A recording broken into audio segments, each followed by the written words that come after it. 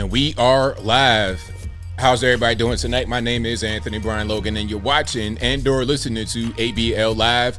1 minute early, not late. Shout out to you guys for being here. We got a whole lot going on all over the internets, all over mainstream media, social media, everywhere, and I don't know where to start. First of all, Super Tuesday is now in the books. It is over with. Nikki Haley got curb stomped into wine, as we all predicted she would, except for good old Vermont. Shout out to Vermont. Shout out to Washington, D.C., which is not a state. Shout out to New Hampshire and some of these locations. We'll talk about that a little bit later. Also, Charles Barkley, the former NBA basketball player, threatened black Trump supporters who may wear a Trump mugshot. Oh, it was a joke, ABL. Imagine if that joke was told the other way around. Imagine if it was a white guy threatening black liberals on there with some kind of violence. Oh, it was a joke. They would not say that when the federales come to his door. We'll talk about that a little bit later. Also, New York State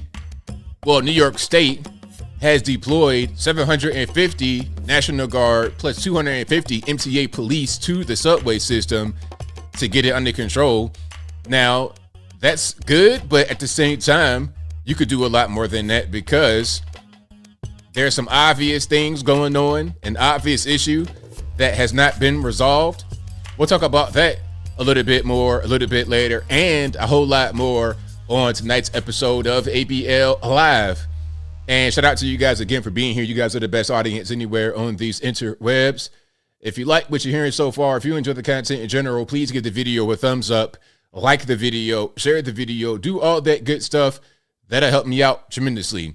We got a whole lot going on tonight. And shout out to you guys. I was here on time.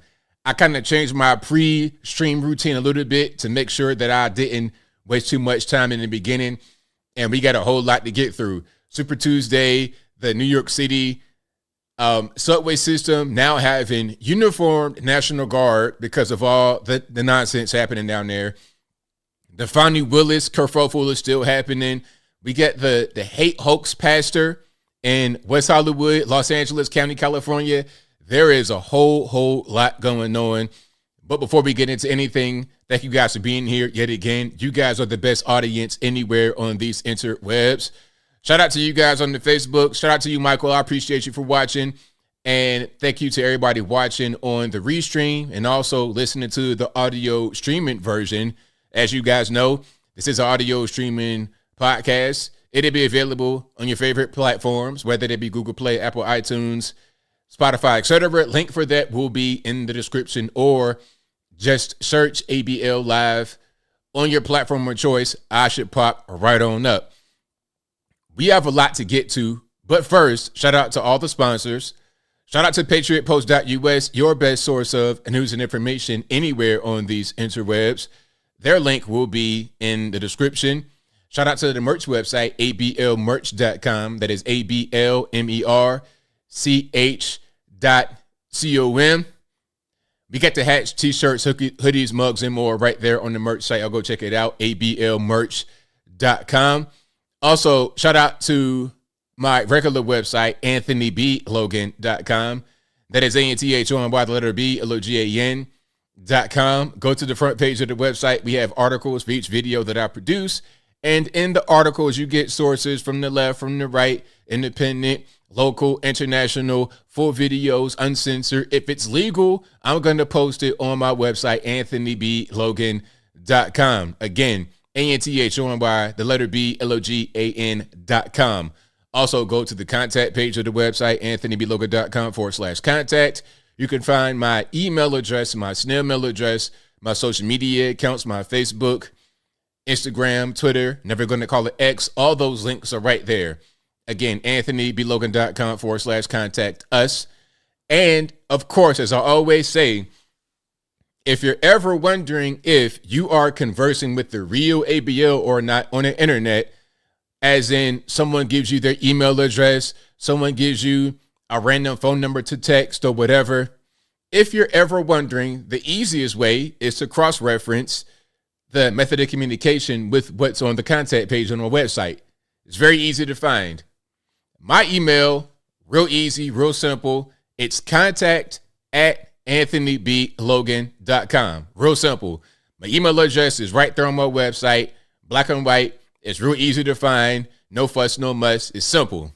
Now, if I post a video on my YouTube channel and then you comment and then someone replies to your comment with my picture with a name that looks like mine, and they're saying, hey, contact me on this sketchy 75-digit phone number on WhatsApp, or email me at this random address talking about I'm a Nigerian scammer 007@hotmail.com.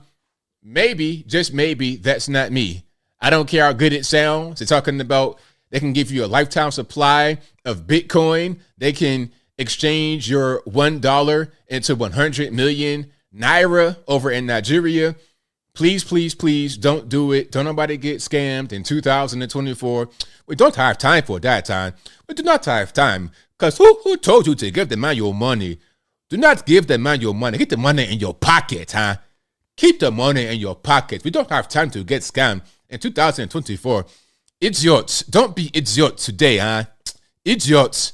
Anyway, shout out to all the people who don't get scammed. And shout out to the scammers. You guys are not going to take my audience for granted because we're on to you. We're reporting you. When we see the comments, we're going straight to the police. We're going like this. Okay, I got it upside down. We're going like this. I'm my man from the meme. We're doing that to you when we see the comments. We're calling the feds. We are 100% comment Karens when it comes to you guys trying to scam us out of our hard-earned money. All right? If you weigh 100 million pounds and you live in Lithuania and you're trying to scam my people, we're coming after you. We're coming to get you, sucker. We're not going to have it 2024. Now, there's a lot we got to get into. Aside from the scamming and whatnot, as I always warn you guys about, there's a whole lot happening. Oh, there's a lot happening. Shout out to Ashley Merchant. I did see those videos, those clips from her testimony today. Where am I looking at here? I think I missed it. Oh, yeah. I don't want to say your name wrong. Carolika Sumner. I know I'll butcher your name to pieces. I butcher your name all the way to pieces, and I apologize. But you're right. Ashley Merchant did do great, for sure. We're going to get to a lot of everything in a little bit. How many accents do I do? I only got a few. You know, I don't do a whole lot. I got a few. I got a good redneck accent too, because I come from that kind of environment, so I know a little bit about that. But I got a few that come up every now and again. So yeah, we're going to get into it. We got a whole lot going on. We got quite a few videos I've not shown yet. So thank you guys again for being here. You guys are the best audience anywhere on these internets. Bentley says ABL got to be high. I'm high on life, baby. I don't do no drugs. All I got right here is some water, and I'm good. And I probably won't even drink this water at all. I'm just high on you guys, high on life. All right, let's keep on rocking here. This is an interesting video. What's going on with you guys in Utah? Like Southern Utah, I think this is. Like, I thought this kind of thing happened like in the movies. Tumbleweeds, really? Y'all got tumbleweeds in real life? I thought that was like Wile E. Coyote or Roadrunner Meet. I thought that only happened in the cartoons of actual tumbleweeds taking over stuff. Let's check it out. This was an interesting video that I saw of South Jordan, Utah. We got tumbleweeds taking over.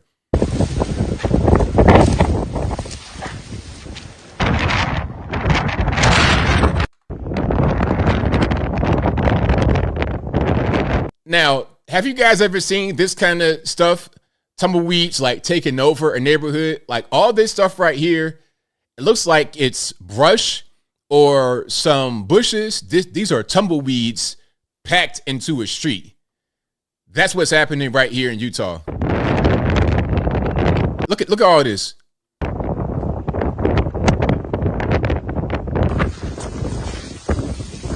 And it's dangerous because if it's like packed up where you are, then it could catch on fire. Now, I think what's happening is that this is a newer community. A lot of California residents, these look like pretty new houses. And this area may not have had a lot of people in it. And the tumbleweeds just had been there before they got there. That's probably what's happening.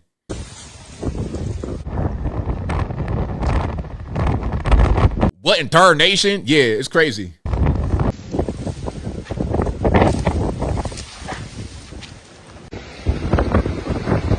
Man, they got the backhoe out there. That's wild.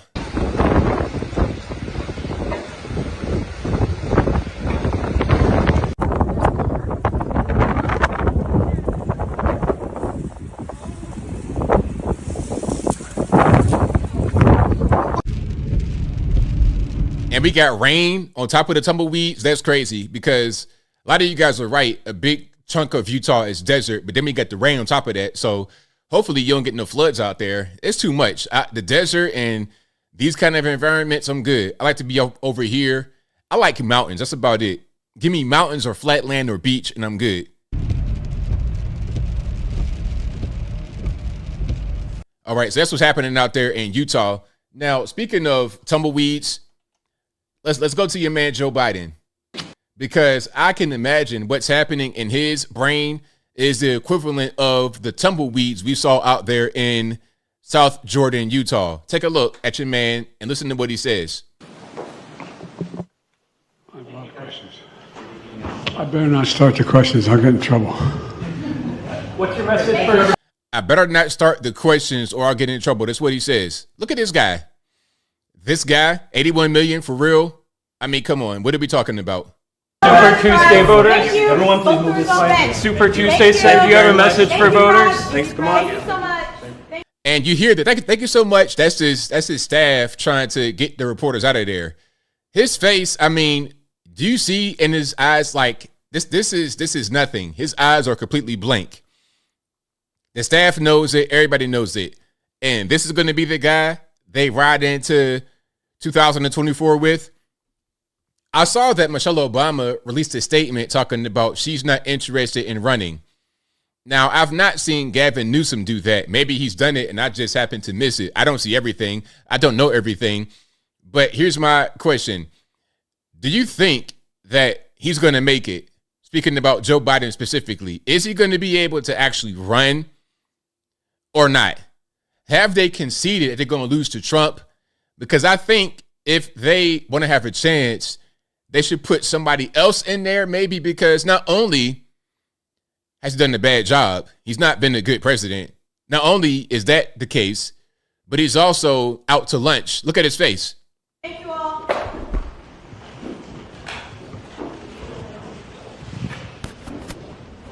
Look at this. Like, what is he talking about? Like, what is he doing?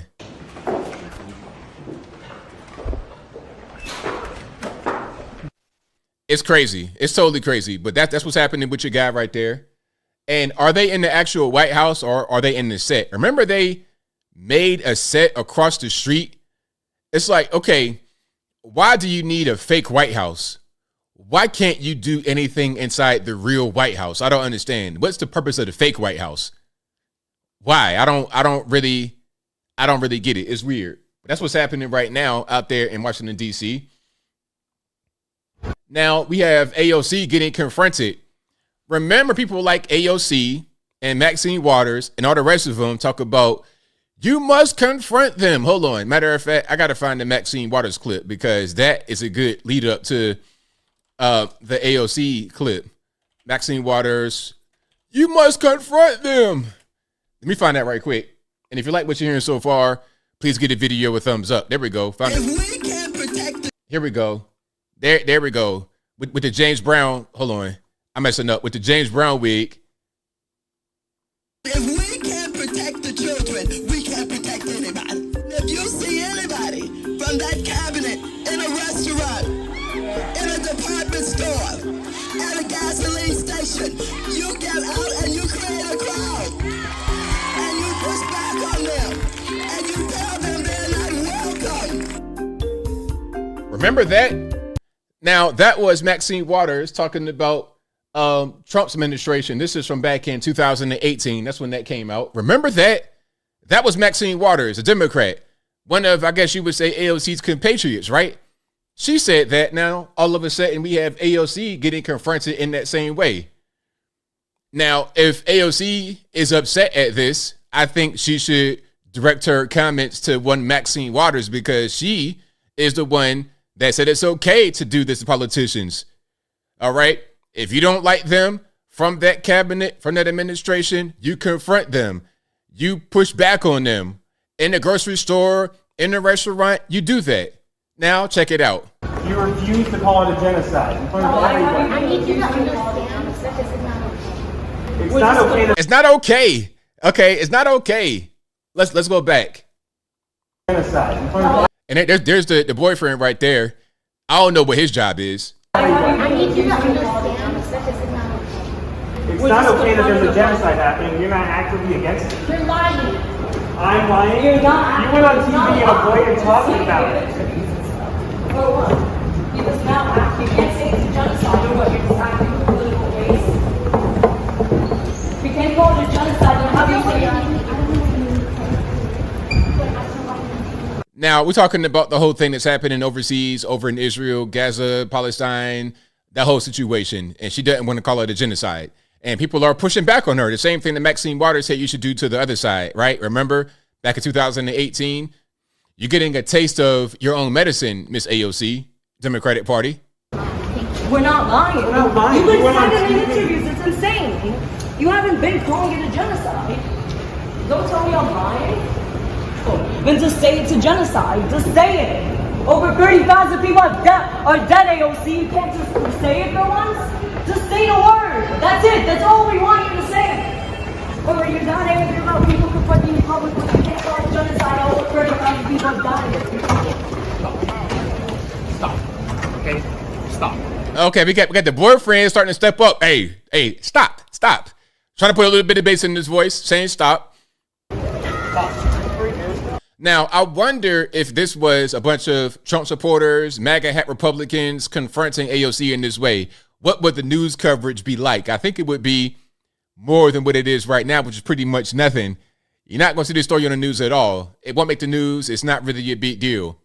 If it was a bunch of MAGA hat wearing Republicans confronting her on anything at all, it'd be front page news. It could be one person with a red hat on. It'd be front page news.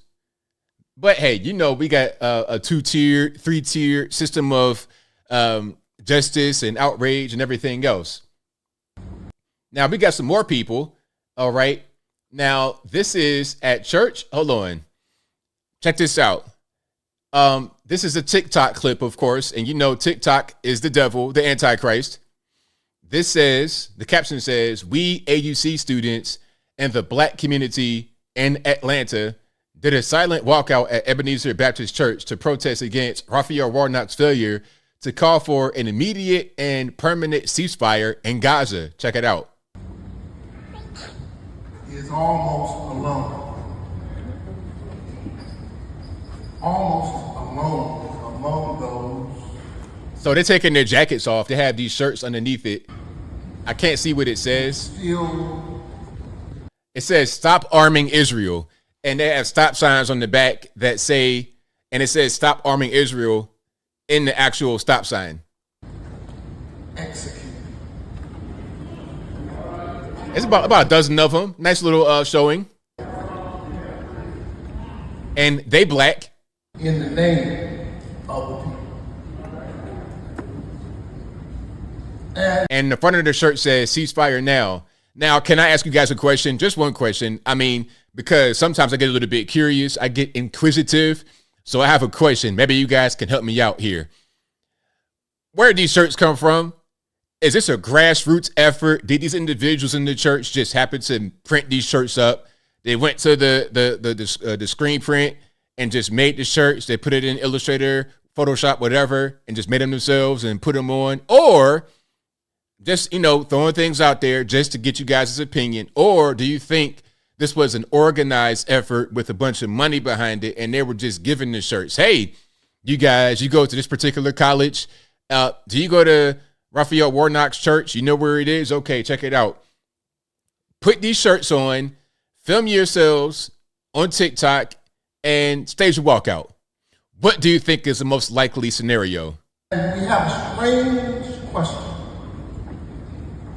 that we ask. Oh, it's a lot of them actually, because I only saw about a few in the shot taking their jackets off, but it's quite a few from other pews coming out and walking out in single file line.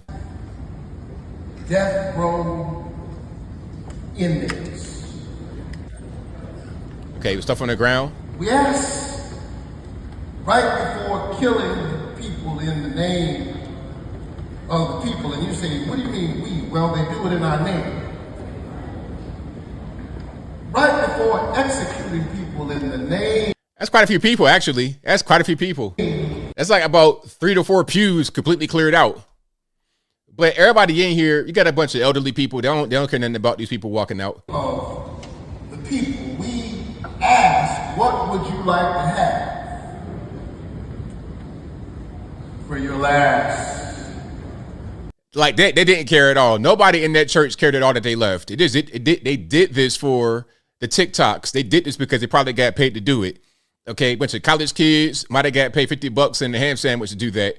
But that's pretty much what's going on. You know, there's a lot more you could protest Raphael Warnock on. Like, I don't know, the right to live as a baby. But anyway, I digress. If you like what you're hearing so far, please give the video a thumbs up, like the video, share the video, do all that good stuff. That'll help me out tremendously. All right.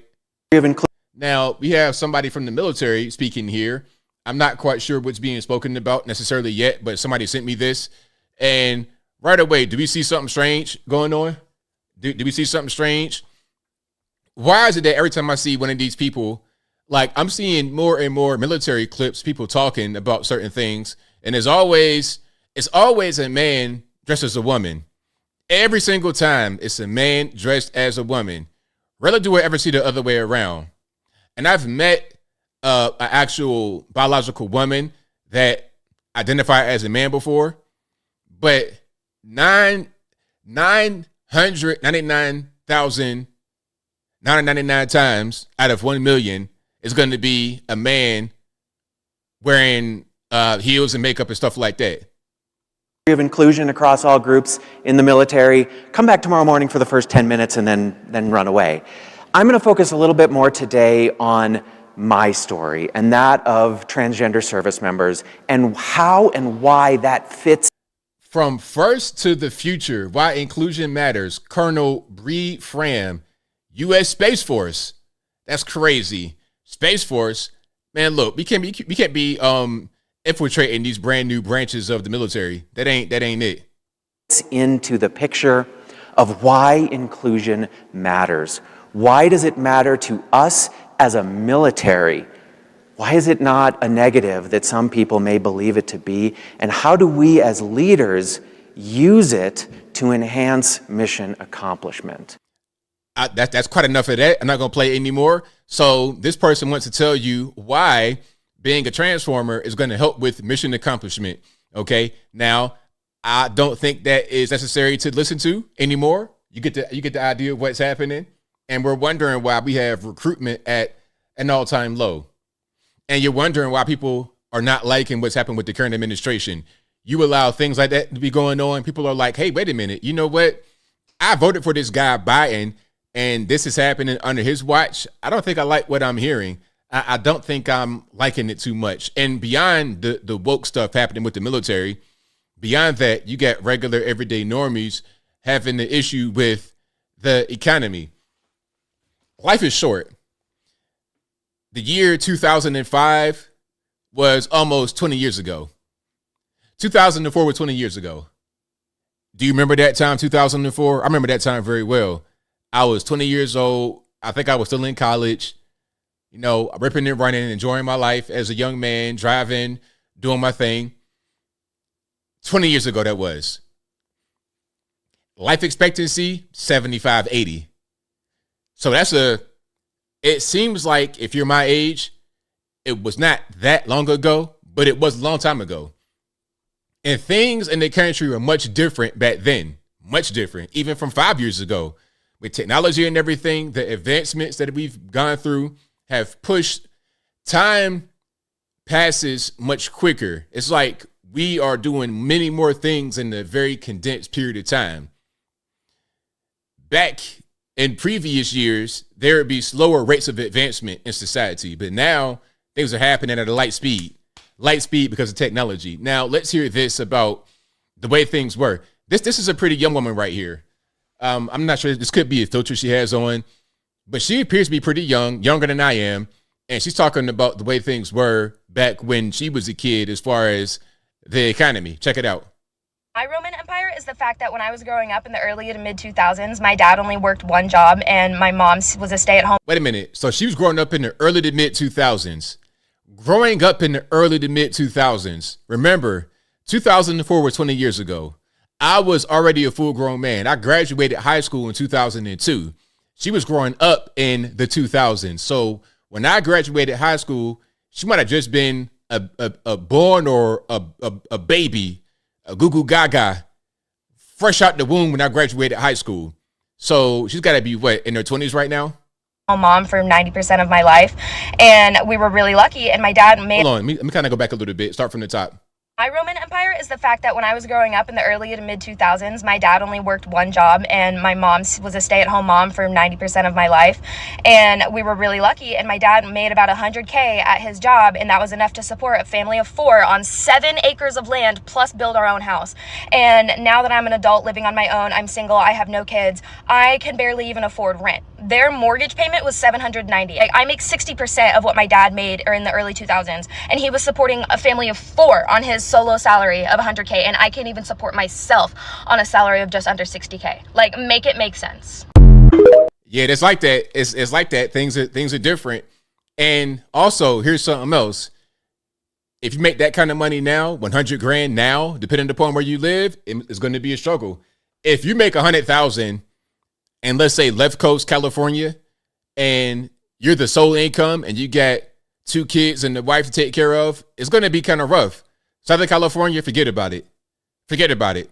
Now, if you're living in some parts of California, maybe it's doable, but Southern California, Bay Area, it's going to be rough. You're going to be either you got it or you don't. There's little to no middle class anymore, and that's the problem. $100,000 should be enough to take care of a family of 4. The problem is that kind of puts you in the middle class, and depending upon where you are, lower middle class. And there is no middle class anymore. Either you got it or you don't, especially depending upon where you live. You got people that live homeless, living like slums almost in North America, in the USA. And right next to the slum, the shantytown type area, the tents on the streets, the makeshift condominiums right there on the sidewalk. Right next to that would be $1 million high rise right next door. That's kind of what's happening right now on the left coast, especially. That's going on. So I'm reading some of the comments. Priscilla says, San Diego native, you need far more than 100,000. Taylor says, I'd rather make 100,000 in the South than 150 on the West Coast. For sure. Absolutely. Yeah, 100 grand here where I live is, if you make 100 grand here in Tennessee where I live, you're great. Now, if you live in Nashville, Davidson County, it might be a little tricky depending upon what you do, but you can still live very well on 100 grand, even in a very expensive place like Franklin or somewhere like that, where you got the country music stars. You can still live very well. And if you don't live in like the country music epicenter where you can still live really well on 100 grand. But left coast California, forget about it. Forget about it. Yeah, but down here, you're great. You're golden. Even in Atlanta, Georgia, you can live really, really good on 100,000. You can live great on 100,000. Absolutely. You know, people, Atlanta's weird because you would think people make a lot more than that, but they don't. they do not at all. Sometimes Friendly says, I heard Tennessee was paradise. I love it. I love it. I plan on, visiting other places, living in other places maybe, but I'm going to always have a residence here. I'm going to always come back to Tennessee. I love it a lot. Especially for me being born in West Virginia, being raised in Virginia, it's like a good combination of both because you got enough things to do like back in Virginia, but you also got the mountains and the Appalachia, which I'm used to by going to West Virginia and Roanoke, Virginia a lot as a kid. I would stay there in the summertime and go there all throughout the year. And I was born there. My family's out there. So to me, it's very familiar. So I love it. Shout out to Tennessee. All right. Let's keep on rocking here. We got a lot more to get into. And if you like what you're hearing so far, please give the video a thumbs up, like the video, share the video, do all that good stuff. That'll help me out tremendously. Now, remember, I was talking about the minimum wage that's been a whole big topic of conversation. I covered Gavin Newsom and his homie, his high school friend. Now, I don't know if they were high school classmates, but they went to the same high school. Gavin Newsom and his billionaire buddy, Greg Flynn. Remember, they have the new law out there in California that raises their already high minimum wage from $16 an hour to $20 an hour for certain fast food restaurants. And under the language of the law, Panera Bread would be included in these fast food restaurants. Now, it's not a traditional fast food joint like Wendy's or whatever, but it would be included by the law's language. However, there's a provision in the law that cuts out something specifically for Panera Bread. Basically, the provision says if you operate at least partially as a bakery and you sell standalone bread items, you're exempt from the law. Now, it does not say Panera Bread exemption, but that's pretty much what it is. So they're exempt from the higher minimum wage. And you got some people that are still trying to push the wage up. Now, here's the thing. Why are you trying to push the wage up when even those who are making the laws to make it higher are telling you, basically, that when you raising the wage like that, it's going to make things become more expensive? That's part of the reason why California is so expensive, because you guys are taxed to death, pay for all these programs and all these state mandates and whatnot. A gallon of gas, $5, $6. Why? You paying so much in taxes. Housing is very high. Everything is high in California. It's a mess. Your state income tax, forget about it. You know where I live? No state income tax in Tennessee. That's part of the reason why I don't want to move. And I love living like right where I live. I can go to Georgia just right away. I'm right on the line. It's a good location. Georgia has a state income tax. Ain't no state income tax here. We got a higher sales tax, but that's fine. Let me go over across the border to the Costco in Georgia to do my shopping with the lower sales tax. It's great. California, forget about it. You're paying an arm and a leg plus one for your privilege of living over there. Now, let's check this out. This young lady right here is advocating for a $50 an hour minimum wage. Now, I think it was Barbara Lee or somebody, one of these people. I forget who it was. Yeah, Barbara Lee over there in California trying to be a state senator, I believe.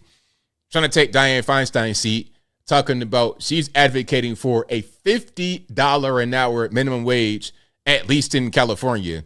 Although, if you're going to be a senator, that's a federal situation, and you wouldn't be necessarily doing things for California only. But different story, I digress. Let's hear what her logic is like. Let's hear the girl math.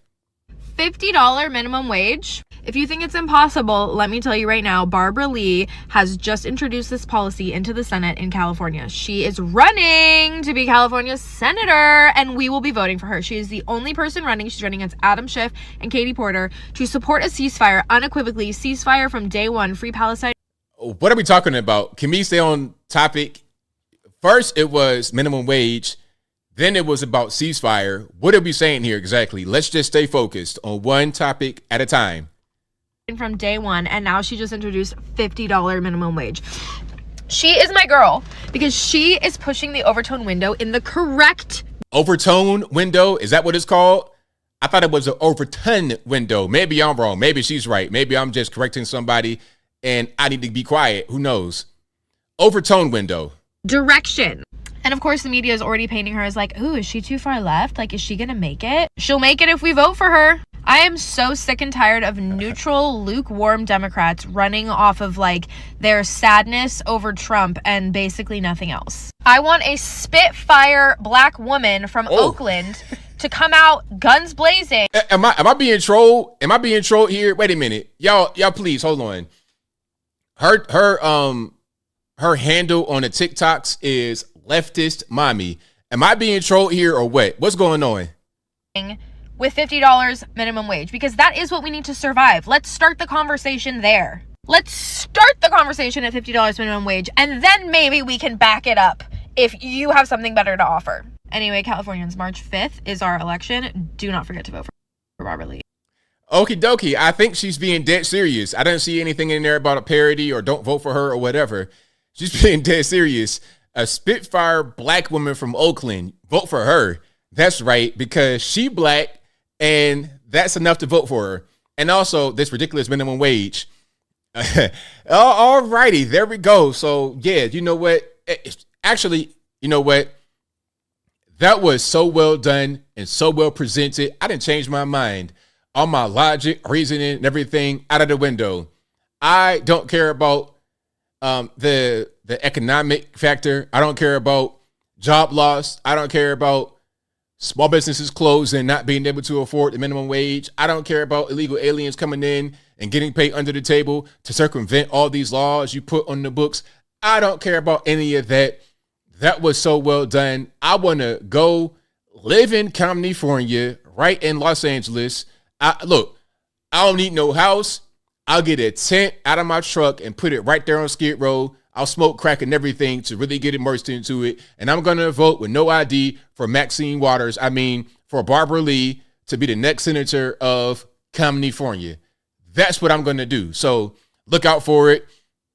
The crack smoking video coming soon. I'm playing. I'm being 100% not serious. All right. So shout out to her. I can't tell if that was a troll or what. All righty. So let's check this out right here. Talking about fast food prices. Have you guys eaten fast food lately? Now, I'm usually a healthy person. I had some sushi today. It was great from Publix. Shout out to Publix, $5 sushi day. Low calorie meal. I normally do that. I got my water right here. I'm not drinking soda, no sugary drinks or nothing like that. But every now and again, I will go to McDonald's. And I will get a chicken biscuit and a hash brown in the morning with some jelly. That's my guilty treat, my guilty pleasure. Don't judge me. Do not judge me. But I've noticed when I'm perusing around fast food joints, the prices are sky high. And here's something else. I did a little short video about, places women don't want to go for a date. Oh, that's a cheap place or whatever. I think we can officially put fast food joints in the conversation of a date. Look, you might spend $30 at McDonald's for two people. Okay, you got your entree and appetizer and your little drink at McDonald's. They might as well start serving alcohol because things are becoming that expensive. Now, let's see what my man says right here about fast food prices, shall we? I'm not buying fast food anymore.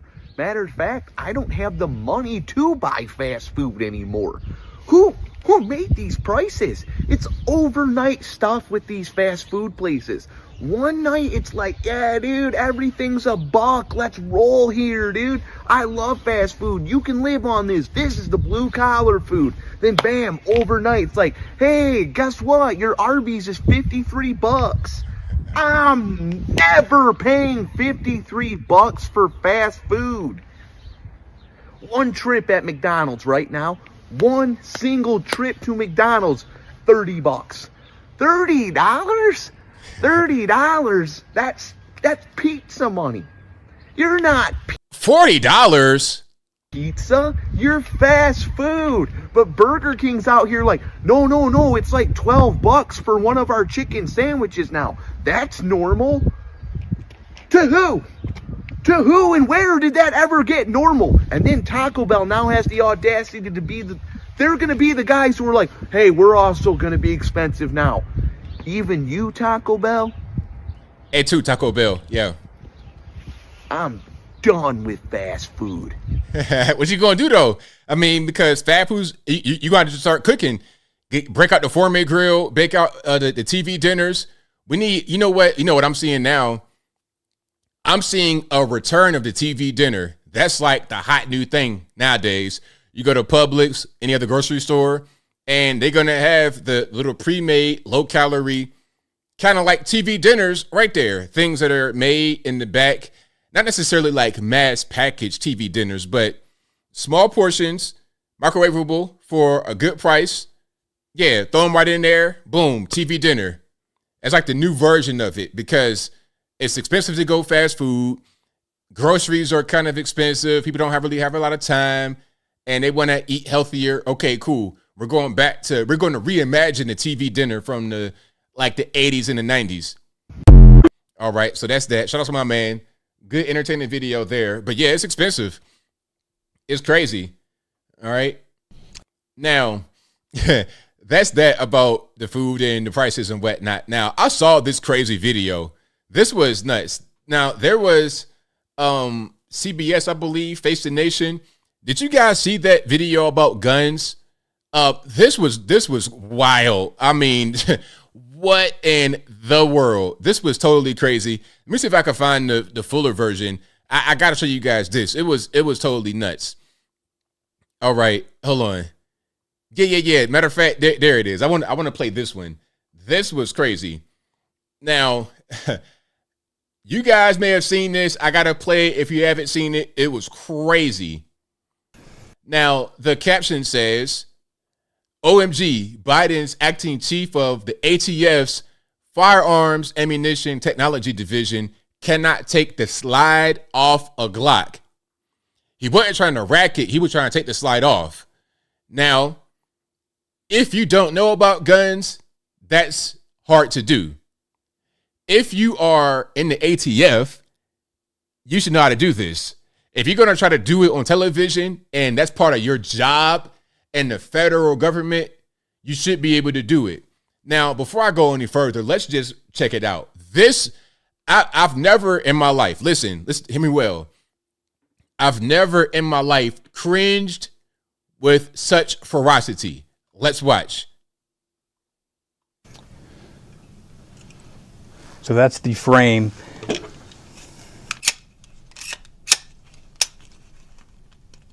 This man is trying to take the slide off of the Glock, and he's not having success.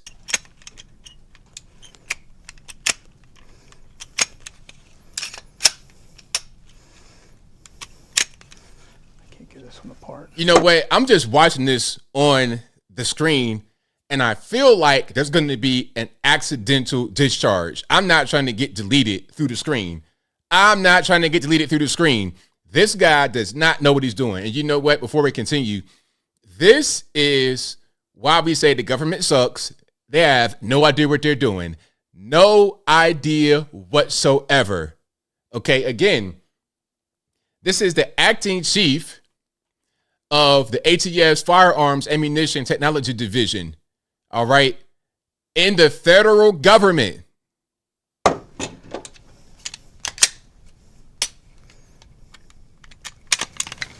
He's going to make it. Oh, there we go. We made it. Yay. So basically, what they do is they make this part here. This is like plastic. So this is the plastic piece. With about 20 minutes of work, they could make it into a working firearm, and then they could buy the aftermarket parts and simply attach that on.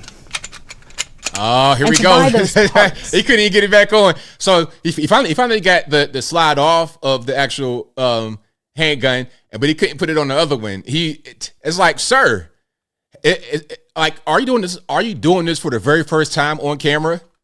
Is there any serial number and tracing of? No, you don't have to. You don't. If you're selling firearms parts alone, right? Then it's not a frame or receiver. Parts are not regulated, and they're not regulated under the law. We're not allowed to do that. You would like to do that? That's up to Congress to determine. But I mean, what we did is we tried to work with the law that Congress gave us, and take the. He's struggling again. He can't do it because, okay, maybe it was just one weapon that was kind of faulty. Maybe it was something wrong with it. Could have been old. Could have been, I'm giving them an excuse here. I'm giving them an out. Maybe there was something wrong with the first one. I don't know, but he can't do it with the second one either. Receiver, the frame, this is a frame. A frame is on a pistol, receiver's on a long gun. We take the frame and say, hey, Congress said we can regulate the frame, right? And so things that are readily convertible to being firearms like this, like you said, 20 minutes. This is like the thing that even I could do, right? So made sure that this has to have a serial number on it from now on. But look, though, and some said that maybe he's not familiar with Glock, but that's probably one of the most common firearms you're going to see in the country, maybe even the world. Definitely in the country. Everybody has a Glock. That's like the standard. That's the standard. That's crazy. That's crazy. That's like driving Oh, okay. You could drive an 18-wheeler. You could drive a full F-150 pickup truck. You could drive a forklift, but you're presented with a sedan, a Toyota Corolla. You're struggling. It's like, come on. This is okay, but I don't have a Corolla. Yeah, but you got an F-150. How is that more difficult than driving the F-150? You can drive the 18-wheeler, but you can't drive this Camry? Nah, I'm not buying it. This guy's just incompetent. Right? So that's what we're trying. Why is she even there? She has no idea what's going on at all. You got a room full of people that don't know that much about guns, talking about guns. That's crazy. Again, and that's further reasoning why the federales don't need to be really involved with this. Okay, Second Amendment, let's just go ahead and roll with that. All right. I mean, I'm not saying we should have nuclear weapons in the crib necessarily, but come on, man. They obviously don't understand what's happening. Focus on the criminals. And you know what? Focus on getting that southern border tightened up. Focus on getting that tightened up, and you're not going to be worried about ghost guns and all kind of other stuff. You're worried about bump stocks and things like that. Meanwhile, the border's wide open. You got all kind of fentanyl coming across, all kind of crazy ammunitions. You got the switches all over the place, fully autos coming across the border. But you're worried about normies and 3D printed. I mean, you're barking up the wrong tree. Okay, barking up the wrong tree. Now, there's more here. Speaking about the administration, the federales, more incompetence. This is from Kamala Harris. Now, since Kamala Harris is designated as black sometimes, there was a party that she had at her house. All right. Now, this is called capturing the black vote because they know we love a good hootenanny, a hoedown, a.k.a. a party at the White House. I mean, not at the White House, at her house. All right. Check it out. Y'all, I'm at the VP house. They playing Sexy Red. So, yeah, this is the party at the vice president's house. That must mean that she loves the blacks.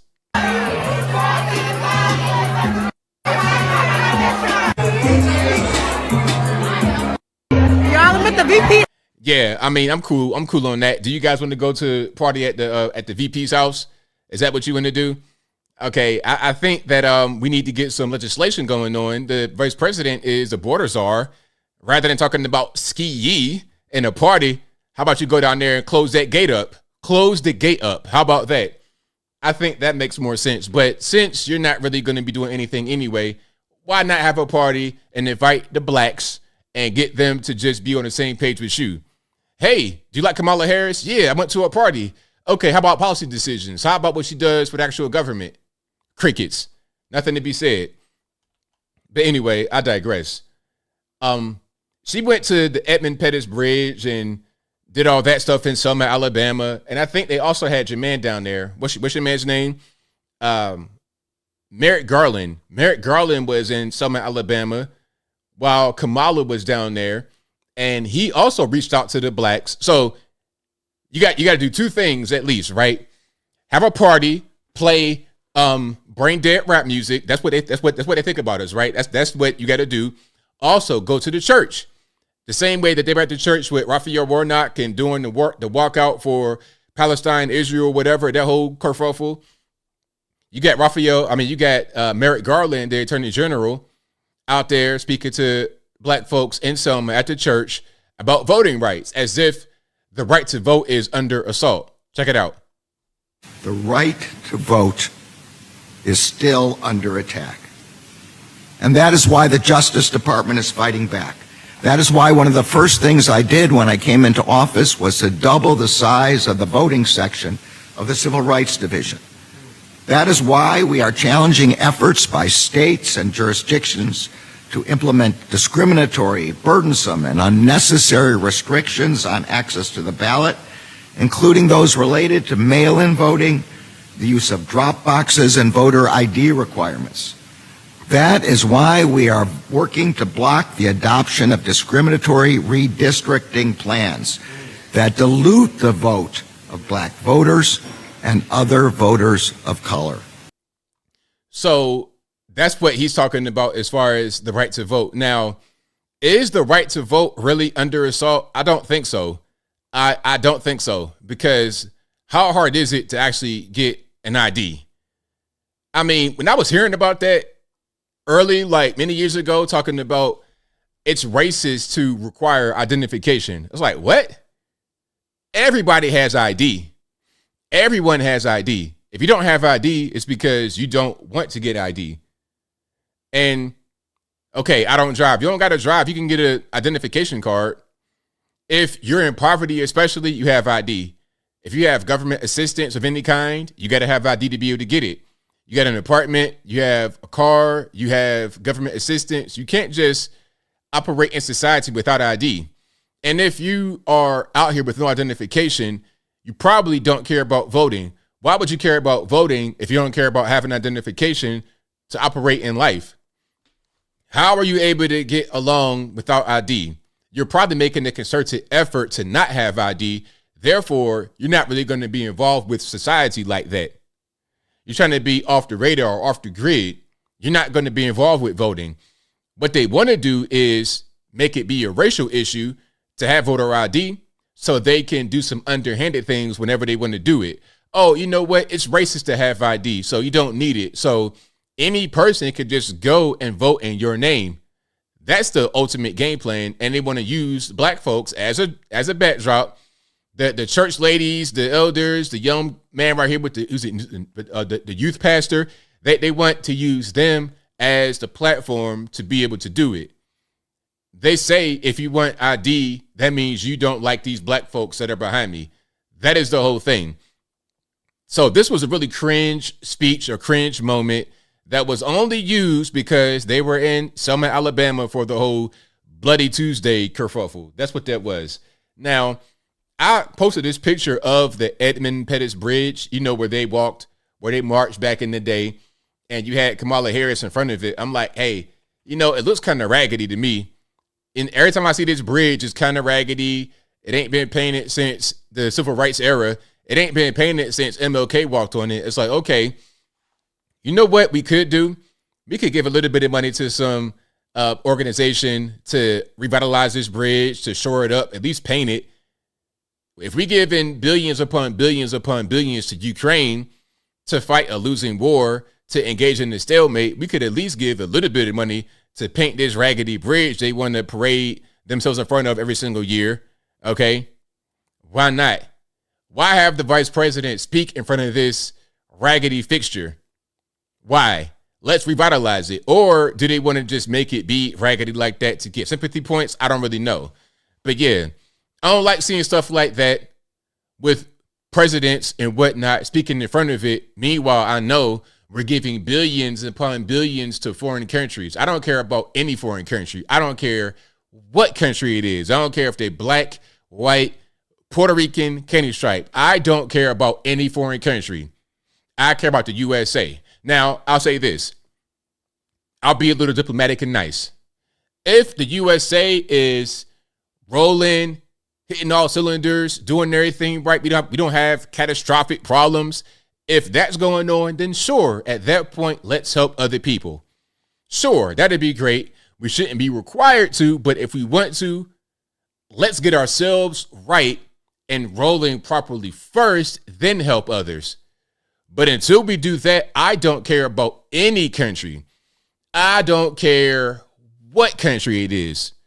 It doesn't matter. There's nothing anyone can tell me that'll make me feel different. I'm Team USA. I'm Captain America all day long. Captain America. That's me. The black Captain America. That's ABL. Let's keep on rocking and rolling here. Shout out to you guys for being here. If you like what you're hearing so far, please give the video a thumbs up. Like the video. Share the video. Do all that good stuff. That'll help me out tremendously. Now, we have more going on. I was speaking about New York City, right? New York City has an issue. Speaking about American problems, we have an issue right now with the migrants, the so-called migrants, the border crisis, illegal aliens, drugs coming across, guns coming across, criminals coming across. And New York City is dealing with a lot of that because they're a sanctuary city in New York City, a sanctuary state in New York State. So they are essentially inviting these migrants to their front doorstep. You got Eric Adams complaining, talking about they got 170,000 since summertime 2022. It's like, well, look, you guys are inviting them. Why complain about these people coming to your front door if you invite them? If you say, hey, we're a sanctuary city and we're going to give you prepaid debit cards and services and housing and food. If you're going to do all that, why get mad when they show up? You think you're doing things that are going to help those who are there on the streets. All you're doing is incentivizing more, because the message that's being sent is if you go to New York City, you're going to get free food, housing, services. Same thing with California with the homeless people. They're going to get more and more and more homeless, and it'll never go away because the homeless get services. You got great weather in Southern California, especially. Free food, free this, free that, free.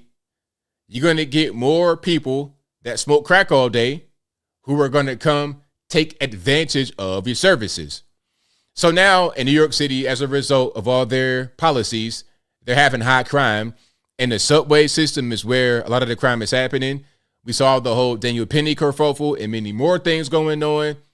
So what Governor Kathy Hochul, New York State's governor, what she did was deploy 750 National Guard in uniform plus 250 MTA police to the subway system to get it under control. And yes, they are uniformed and armed.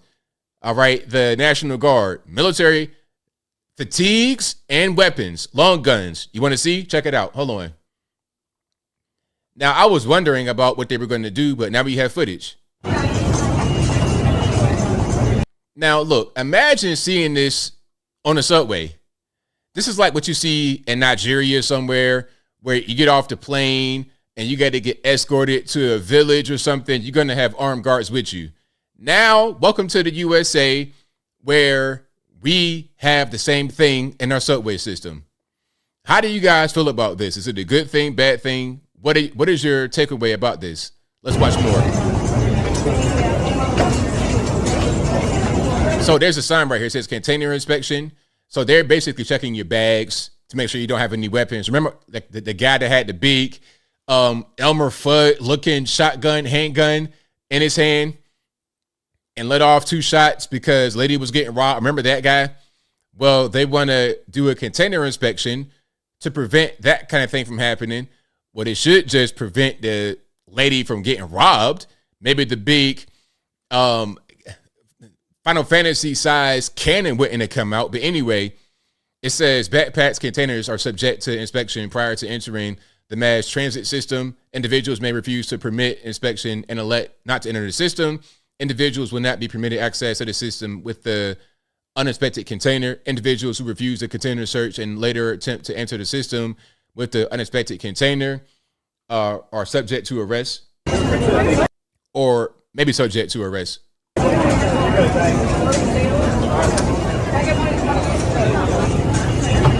we got MTA.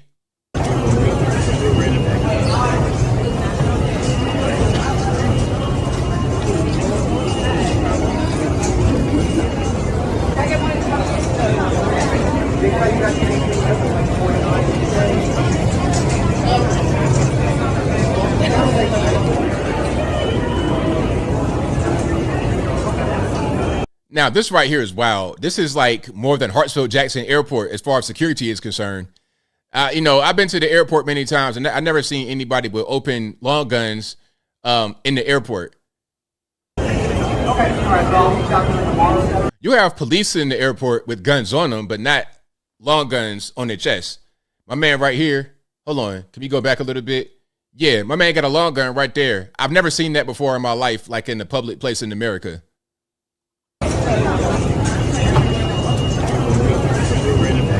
Now, was there a threat? Was there a specific threat that they are monitoring, Ed? Or is it going to be policy from now on?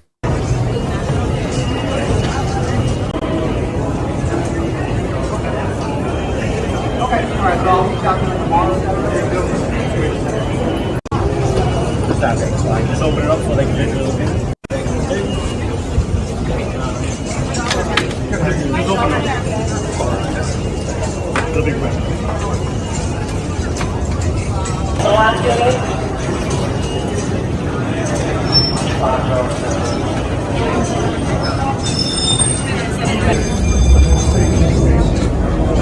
Now the question is, how long will this show of force lasts. Somebody said so after the election and it'll be over with. Hey, we're going to see.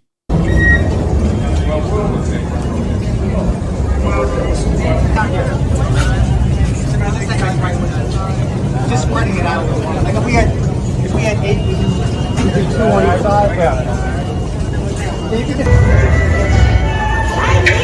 Now I don't know what's happening. I'm not sure if everybody gets checked or if it's just some people that get checked. I can't really tell. It's kind of confusing. They may do random checks. I don't really know.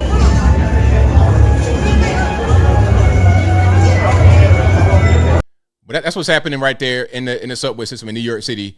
Again, we have 750 National Guard deployed plus 250 MTA, so 1,000. They keep saying that they got 1,000 people down there to secure things. Now they didn't show the actual cars, the train cars. I want to see the uniformed armed officers on the cars to protect the muggings and the assaults and things of this nature. All right. Adam says that's how martial law starts. I mean, we pretty much already right there in certain parts of the country. Certain parts of the country kind of need it, unfortunately. It shouldn't get to this point, but I mean, it is what it is. Look at what's happening right now in California. Certain parts of the state is out of control. Oakland, forget about it. Forget about it. And when there's no martial law, when there's no rule of law, it's just anything goes at that point. That's just kind of what happens. All right, but if you like what you're hearing, please give the video a thumbs up, like the video, share the video, do all that good stuff. That'll help me out tremendously. All right, we have a whole lot more going on here. This is pretty interesting. Speaking about migrants and things of this nature, remember I covered the story about Laken Riley and in Georgia. I want to say the wrong place. Where was this at? This is not Augusta, Georgia. This was in Athens. Yes, Athens with UGA. So remember the 22-year-old student, the nursing student from Augusta University, which has a campus in Athens. She was discovered on the campus of UGA. She previously attended UGA, but was not going there anymore. She was going to another college at a nearby campus. But anyway, an illegal alien from Venezuela, unfortunately, took her life. And the guy had already had a history of violent crime. He came into the country illegally. He was a whole illegal alien. This was not an asylum seeker. This is not a migrant. This was an illegal alien specifically. He came in illegally through El Paso. And the policy at the time, back in 2021 or 22, I believe it was, under the Biden administration, not under Trump, their policy at the time was to just release illegal aliens, border hoppers into the interior because they're overwhelmed. That's what this guy did. He went from El Paso, Texas to New York City and allegedly committed a crime up there, assaulting a child or something like that. And of course, New York City being as liberal as it is, they let him go with no bail and he fled New York City and wound up in Athens, Georgia, where they are a sanctuary city, unfortunately. Okay. And after he is in Athens, Laken Riley, a nursing student, 22 years old, winds up dead at the hands of him.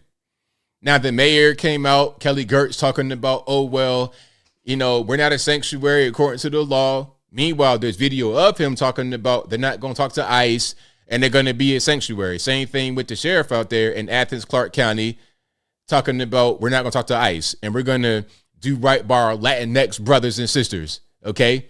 Now, here we have not Jen Psaki, was a new lady's name, Corinne Jean-Pierre. We have her talking about this is conservative Republicans' fault. This is their fault because we didn't do what needed to be done to prevent this from happening. All right, you ready? Let's check it out. Yeah. Will President Biden publicly address Laken Riley's murder, allegedly at the hands of an illegal immigrant who was released by law enforcement multiple times on Thursday night? We want to always be sure that we lift up the families who have lost their loved ones in that way. I would be remiss if I did not continue to say that Republicans rejected a bipartisan proposal that came out of the Senate.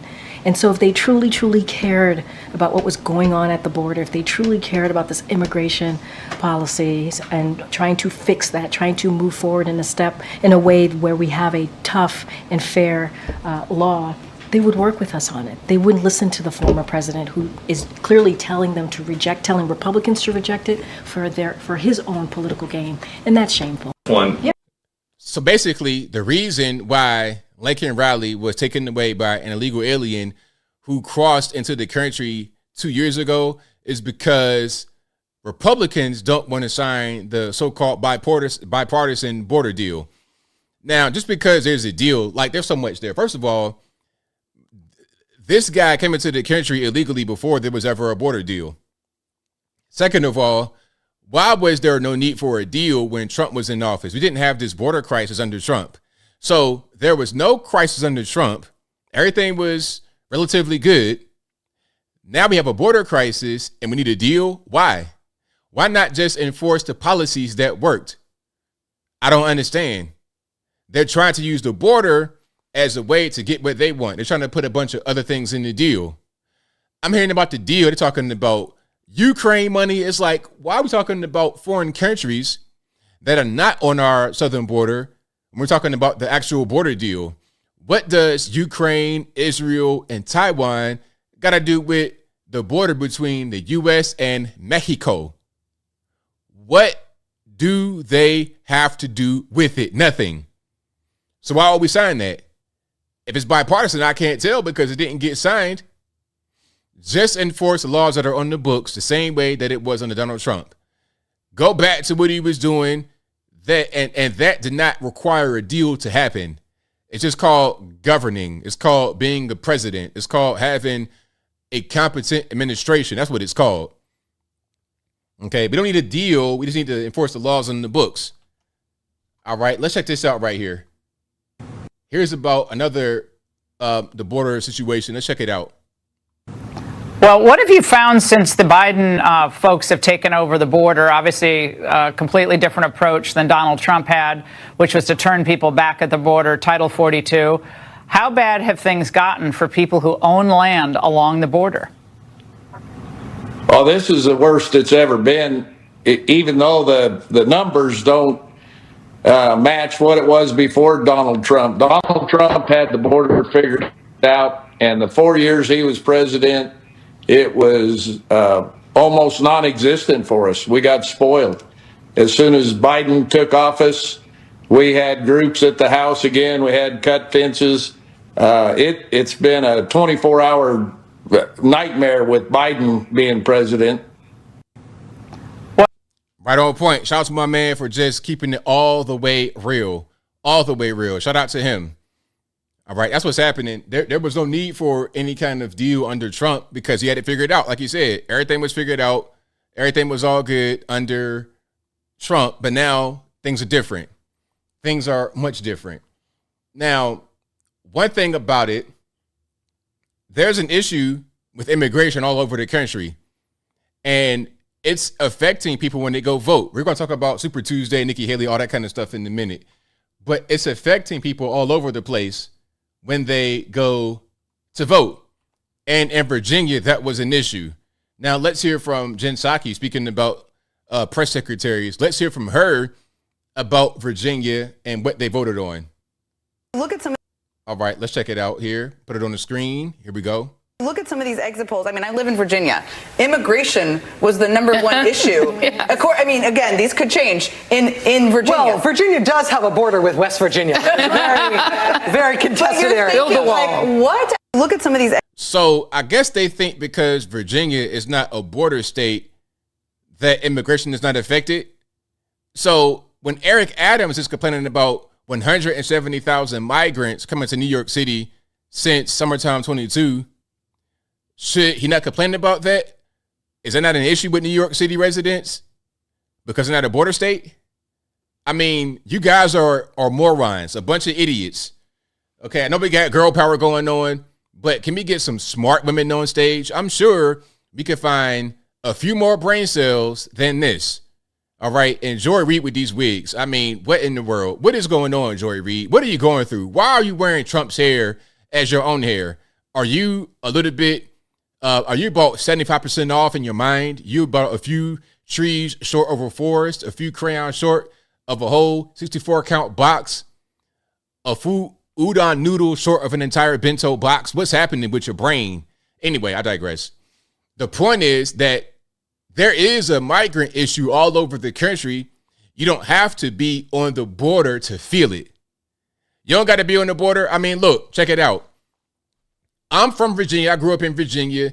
I was born in West Virginia. Speaking about, see, you brought up Virginia and West Virginia. I know both very well. I know West Virginia very well and Virginia. Now, I'm sure that Miss Saki Bomb, she lives in the DC suburbs, Arlington, somewhere like that, Annandale, some random, place that's basically the DC bedroom, okay? Now, one thing I know about Northern Virginia, you guys are flooded with migrants. You know what we call Herndon, Virginia? We call that Honduras because of all the guys from Honduras up there in Herndon, Virginia. You guys are swamped with the migrants. MS-13 has a stronghold in Northern Virginia. Oh, yeah. I know about Nova very well. You guys are flooded with migrants. Yes, it's going to be an issue for Virginians. It's all over the place. What are you talking about? I ain't talking about legal immigrants. There's a lot of them, too. A lot of Africans up there. I'm talking about the asylum seekers, illegal aliens, gang members, violent criminals. You guys are flooded. There was like a MS-13 shooting. It was crazy up in Northern Virginia. Let me see if I can find it right quick. It was wild. Like it was all over the news. Hold on. Here's something right here. 2020. Hold on. I got a few. I'm gonna put up two right here. Let me get a second. So here's something. 4 MS-13 gang members sentenced racketeering, violent crimes, and drug distribution. Alexandria, Virginia. Okay. Right there. 4 Northern Virginia MS-13 gang members were sentenced today to terms of imprisonment of 10 to 20 years for drug distribution, racketeering, and their roles in 2 attempted deletions in Prince William County in 2019. Okay. This is, Woodbridge, Paso de Homeboy, Manassas, Choqueo, where else? All over the place, Northern Virginia. What are you talking about, Jen Psaki? What are you saying? I don't understand. And then there's more. You put up some more. Okay, again, here's an article from Washington Post. A liberal rag. MS-13 terrorized Northern Virginia by killing at random, witnesses say. In the first of 2 trials, prosecutors and former gang members say MS-13 murdered 4 people in Prince William to enhance its violent reputation. This is from January 2024, just this year. So why would migration in the issue of the border not affect Virginia? You guys are completely flooded. And if you got ads, I'm sorry, it's not my fault. It's YouTube, because what YouTube wants to do, they want to put ads because they understand there's revenue loss from a lot of the live streams not being monetized with ads in the mid-roll. So it's not my fault. So please forgive me. Okay, for real, blame the white man on that. If I could do something about it, I'll do it, but it's not my fault. All right. But yeah, that's what's happening. So yeah, of course, that's going to be a problem for Virginians with the migration. Of course. It is what it is. When did the ads play on a live stream? I don't know. You're asking the wrong guy. I don't have control over that. I'm not a Google. I'm not a Google engineer. I don't understand all these things. So you're asking the wrong guy. And speaking of Google engineers, I have one right here. I want to show you guys right quick before we keep on rolling. This man also is protesting. So maybe this guy right here is the one that put the ads in the live stream. I don't know. Check it out. Google Cloud software engineer, and I refuse to build technology that powers genocide, apartheid, or surveillance. Project Nimbus puts Palestinian community members in danger. I refuse to build technology that's going to be used for cloud apartheid. No cloud for apartheid. No tech for apartheid. Free Palestine. I'm a Google Cloud software engineer, and I refuse to build technology that powers genocide, apartheid, or surveillance. So, you know what? They got right there. Blame the white man. Blame him for the ads. It's not my fault. Blame him. He's the white man you got to blame with the painted nails and everything. Yeah. Blame the white man for the ads. Don't blame ABL. If you're asking me, tech questions, I don't know. I'm going to refer you to my man right here who refuses to build cloud software, cloud technology that's going to participate in apartheid over in Palestine, okay? All right, so shout out to the white man. Shout out to the white man for making it happen. And if you like what you're hearing so far, please give the video a thumbs up, like the video, share the video, do all that good stuff. That'll help me out tremendously. Now, here is a video from Marjorie Taylor Greene. And it might be a little bit of language. So if you got little babies, cover their ears. And you got to just, you know what I mean? Be a little cautious. Be warned. All right, let's check it out. Why don't you go talk about Jewish space lasers? And really, why don't you fuck off? How about that? Thanks. Thank you very much. Let's pause right here. Now, who do you think MTG would be a good choice for VP for Trump? Do you think so or nah? So yeah, there we have it. I hate people that are like, you know, the whole time they want to ask you one question, so they play nice with you, and then they lead you up to the question they really want to ask you. Like, if you got a negative thing to say, just say it from the beginning. Don't try to be my friend and be nice, all that kind of stuff. Just say what you got to say from the jump. So yeah, shout out to Marjorie Taylor Greene for keeping her, for putting the lady in her place. All this, you know, oh, you're a conspiracy theorist. Like, now you want to attack me? Really? Is that what you want to do? It's crazy, but that's how they do in the media. That's why the media sucks. That's why they suck. Okay, now I gotta show you guys. Pastor Mark. Speaking about the media, let's talk about Charles Barkley. Oh, let's talk about Charles Barkley. Now look, Sir Charles, check it out. You talking about you're gonna punch black Trump supporters in the face? I could say that I don't fight. I got weapons. I could say that. I could say you punch me, you're gonna die. I could say that, but I'm all about peace. I'm all about peace. I'm not gonna hurt anybody. I'm soft. You know what, Sir Charles? You punched me, I'm going to sue you. I'm going to get paid. I know you got money because you on television, Charles. If you can hear the sound of my voice, I'm going to wear the biggest Trump mugshot t-shirt, and I'm going to go walk right into TNT Studios and sit right there with you and Kenny and Ernie and Shaq. I'm going to be right there and say what you're going to do. If you touch a hair on my chinny chin chin, I am going to get Gloria Allred. I'm going to get Benjamin Crump, Johnny Cochran. If the glove don't fit, it must have quit. I'm going to get everybody, and I'm going to sue your whole pants off. Oh, I'm getting paid. I'm getting paid. So I'm no tough guy. I'm soft. You punch me in the face. Oh, if you so much as brush up against, look, if your breath hits me in the face wrong and I get injured, I'm suing. Oh, I'm suing. But before we get to what he said, let's play what Trump said that had some people a little bit triggered, a little bit upset, a little bit butthurt, whatever you want to call it. And if you like what you're hearing so far, please give the video a thumbs up, like the video, share the video, do all that good stuff. That'll help me out tremendously. All right, check it out. Pastor Mark Burns. Mark, where are you? Where's Mark Burns? He's a great guy. Good.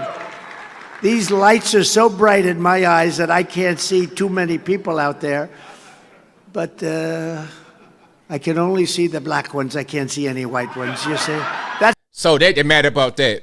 But ain't nobody really mad about that. First of all, let's give a little bit of context. And I'm going to start from the top so you guys can understand. So this is the BCF event in South Carolina. This is the Black Conservative Federation, okay? I know a lot of these guys, I know Deontay and everybody that put this stuff on, they're all black. This is a black event, all right? So Trump's at the black event, reaching out to the black community. And of course, the audience is going to be 99.9% black. It's some white folks there. It's not only black people that are invited, but it's just black conservatives are there. So I can only see the black ones, yeah, because you're at the black event. Are we so soft? I don't think the black community is soft like that because you know the reason why I know we're not soft like that. You know the reason why I know is because when Joe Biden got on TV and said, "Hey, if you don't know whether you're for me or for Trump, then you ain't black," and we still went out there and voted for him at a 90% rate. So if we're not mad about that, why are we mad about this? We're picking and choosing when to be upset. But I digress. Let's keep on going, and I'm gonna hit it from the top. Pastor Mark Burns. Mark, where are you? Where's Mark Burns? He's a great guy. Good. These lights are so bright in my eyes that I can't see too many people out there. But I can only see the black ones. I can't see any white ones, you see? That's how far I've come. That's how far I've come. That's a long way, isn't it? We've all seen the mugshot. And you know who embraced it more than anybody else? The black population. It's incredible. You see black people walking around with my mugshot. You know, they do shirts and they sell them for $19 a piece. It's pretty amazing. So you're talking about the black community embracing the whole mugshot thing. People got offended. Now, my thing is with the mugshot situation, a lot of us embraced it because a lot of black people feel empathy with somebody who is victimized by the justice system. That's the whole big thing, right? What they say, mass incarceration, black folks getting locked up at a higher rate. We always say that. So when somebody agrees with that may feel the same way that many of us feel. Okay, we on the same page. But people get offended. They get offended at everything. But it doesn't matter what Trump says, people are going to get offended. Now, let's hear what your man, Sir Charles Barkley, the former NBA basketball player, let's hear what he had to say about it. And you know who embraced it than anybody else? The black population. It's incredible. You see black people walking around with my mugshot. You know, they do shirts. When you heard that, what did you think? I got to pause right here because CNN loves to do copyright claims. But you have Charles Barkley on a CNN show. Now, I don't know who had the bright idea to give Charles Barkley a CNN show. It's like, for what? What's the reason? I don't understand. And he's on a show with Gayle King. Now, in my video, I called Gayle King a legitimate journalist.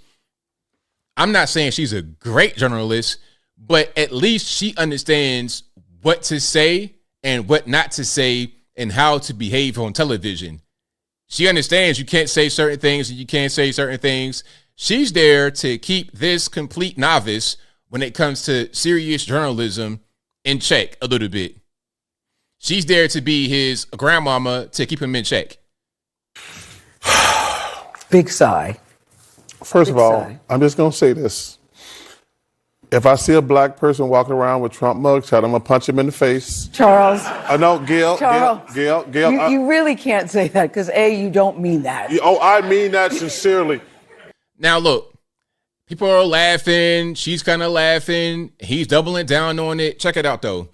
Check it out. If this was a white guy right here talking about he would punch a black person wearing a Biden t-shirt or an Obama t-shirt in the face, it wouldn't be no laughing matter. Oh, they would call the feds on you. They'd be, look, immediately, federales, come get this guy. Come get your man right now. Put him in the paddy wagon and straight to Gitmo, Big Rocks, Little Rocks. Straight to the penitentiary. You know that's what would happen. You got guys that have been locked up for years for just being close to the riot on January 6th. You think they wouldn't call the feds on that guy that would threaten somebody on camera? Joke or no joke, it would be no laughing matter. I'm going to just tell you something. And then you will be arrested for assault. And then what?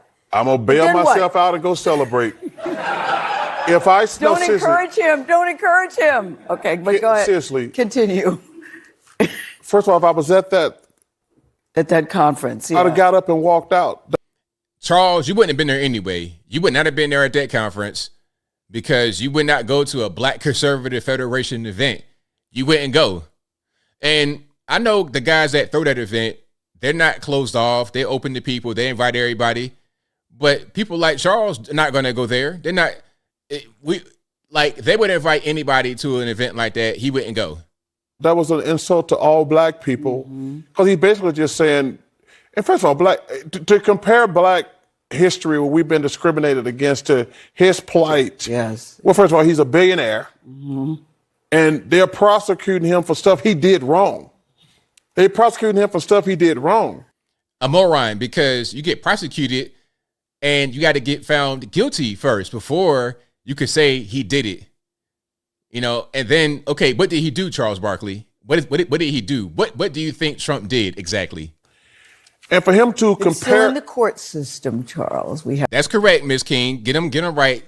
Tell Meemaw, got to get you right, Charles. Have to wait. It's still in the court system, but continue. Well, continue. Some of the stuff is true. They did storm the Capitol. They did. Okay, what's it got to do with Trump? Storming the Capitol. Did Trump do it? Was Trump out there throwing stuff in the Capitol, or did he do a speech? Is he held liable for that? Last time I checked, there was an impeachment, the second impeachment, where they were talking about J6 and the riot and all that kind of stuff, and he beat the case. So what are we talking about exactly? What's it got to do with Trump? Say that the election was stolen. Those aren't lies, Gail. Yeah. Those are They facts. did say that. They did say that. But to compare, I would have got up and walked out because it's not a fair comparison. You know, he's a billionaire. He's had a great life. He's been president of the United States. To insult black people who have been discriminated against all these years, to put them in the same category, I was just offended. Now, here's something. You know what's funny is that what happened to Trump, although he's a billionaire, had been the president, rich and famous, although he had all that working for him, he still was railroaded by the justice system, or they're trying to at least. They're trying to get him locked up over nothing. So that just goes to show it doesn't matter how much money you have or how famous you are, you can still be victimized by the system if that's what they want to do. If you're persona non grata, you're a political enemy, you can be in the same situation. White, black, it don't matter. Doesn't matter. You could be in the same situation. So, but yeah, this guy's a moron. And as I showed you before, I showed it in my video. Charles Barkley, speaking about trying to punch people in the face. Look, check it out. If you're gonna punch black Trump supporters in the face for wearing the mugshot T-shirt, why you ain't punch that white man when he kiss you in the mouth? Semis, they win at 100-90. Yo, did you close your eyes? That's all I'm asking. Yes, you did. Why you ain't kiss this white man when he kiss you in the mouth? Why you ain't punch this white man out when he kiss you in the mouth? Now, if you're gonna compare things, a black person wearing a T-shirt, not bothering you, minding their business, or this white man kissing you right on the lips, right in your mouth, on camera, which one is cause for a punch, if anyone is cause for a punch? This is at an all-star game in 2007. He was not playing. He might have just been a celebrity or something there. Dick Bavetta, this 1,000-year-old white man, kissed Charles Barkley clean in his mouth. And he embraced this man.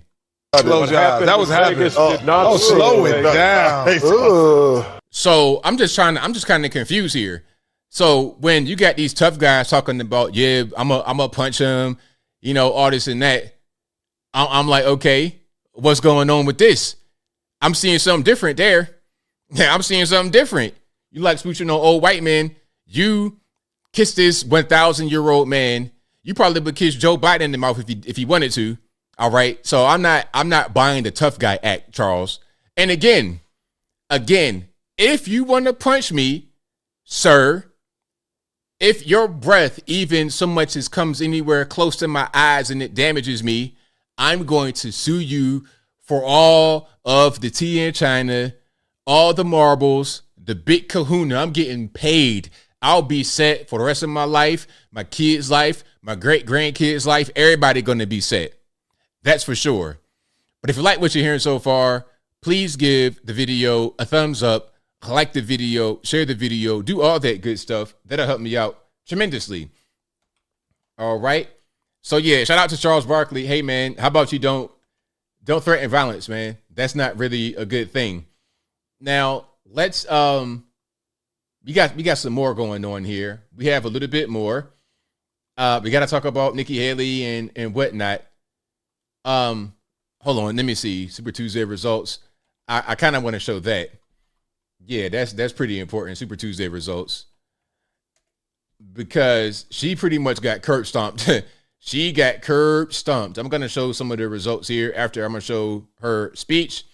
This speech was cringe after Nikki Haley lost. Now, Nikki Haley has dropped out, as you guys know, finally, after burning over $100 million. Somebody said it on my video today about how much money she actually spent.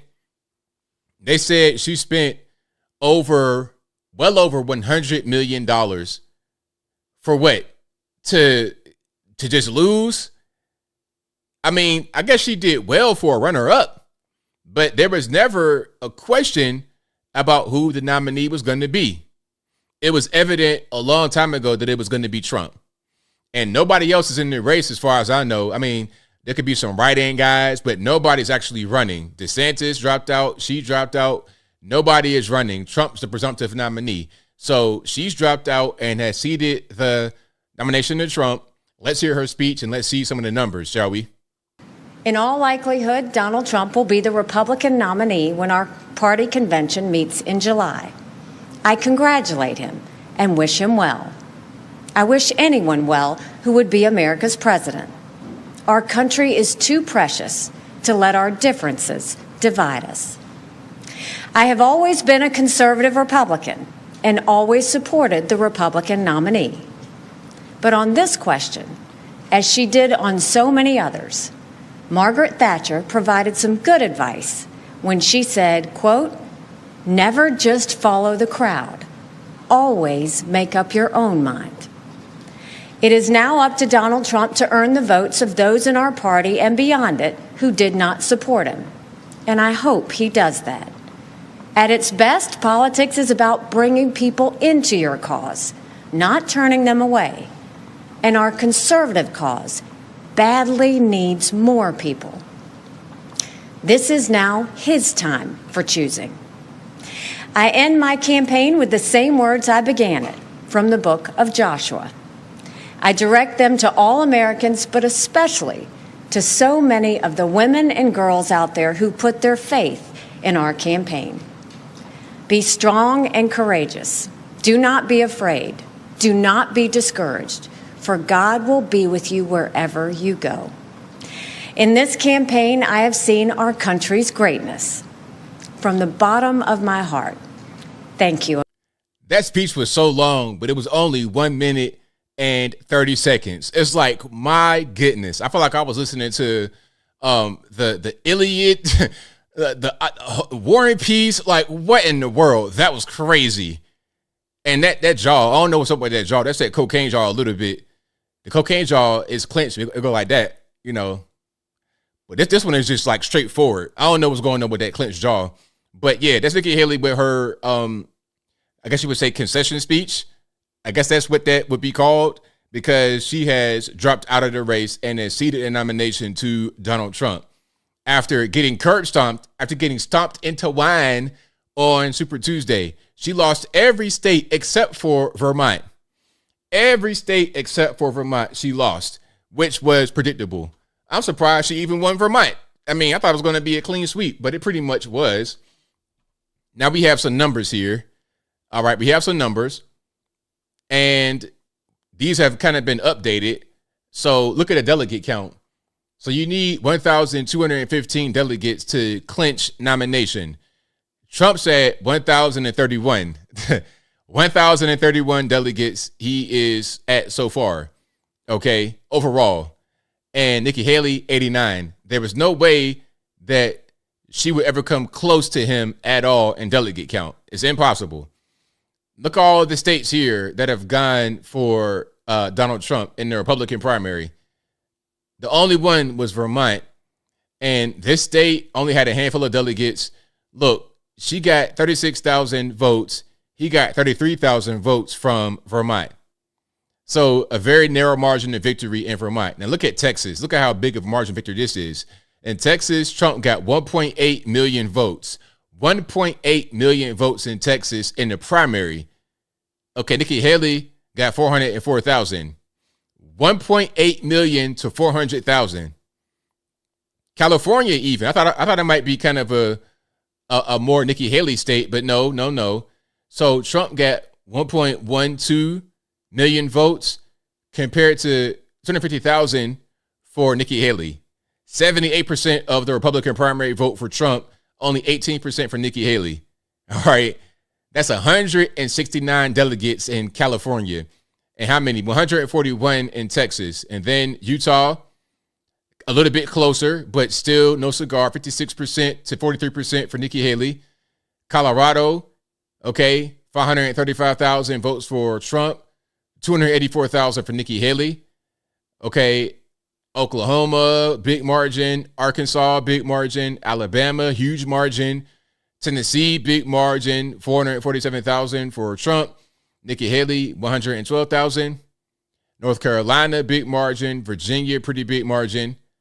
Okay, Massachusetts, fair margin. Maine. Now remember, Colorado and Maine were trying to keep Trump off the ballot. But of course, the Supreme Court ruled right before Super Tuesday that they could keep Trump, that they had to keep Trump on the ballot in Colorado specifically. Colorado was the case that went all the way to the Supreme Court. And the decision was that the states don't have that ability to keep presidents off the ballot. That's got to be a congressional thing because they were trying to enforce an article of the Constitution, which it wasn't going to go anywhere, even if they had that ability to enforce a thing like that. There wasn't anything to enforce because, as far as I know, to criminalize someone, to penalize someone for a thing that you say they did, there needs to be a conviction. There needs to be something there. It can't just be, oh, I think and I feel. No. It needs to be a conviction. You can't just say, well, I think. No. All right, look, you want to accuse me of doing X, Y, and Z? We'll get a conviction. How about that? Look at all this here. Trump, every state. Nikki Haley, Vermont. 4 delegates only? So what was it, like split delegates in that state? 4 delegates, that's all. But the rest of them, Trump. Oh, pardon me, that ain't the delegate. That's a margin.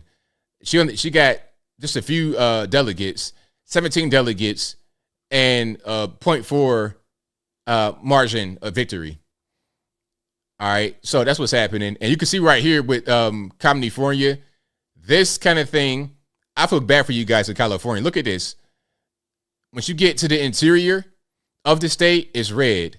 That coast area, the Bay Area, LA, all of that on the coast, all is blue, all blue, unfortunately. It sucks for you guys in California. A lot of good guys out there in California. It's a Democratic side.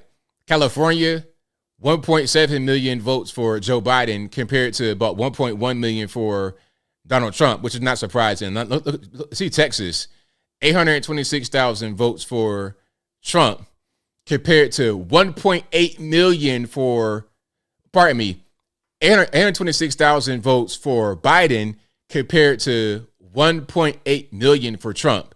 So I think Texas is MAGA country for sure. People were concerned about Texas turning purple, turning blue, all this, that, and the third. I can't tell by the primary results. Look at this, 826,000 votes for Biden in the primary for Joe Biden. And we have how many? 1.8 million for Trump in Texas. So it's a pretty big margin right there. But California is almost the opposite. I hope Texas stays deep red forever. And you know what? I think Texas before California would succeed.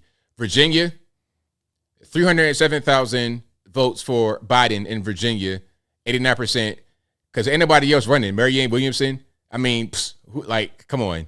So compare that to the vote for Trump, 435,000. All right. Virginia, I think might be kind of gone. So look, well, not really. Yeah, I think Virginia's good though.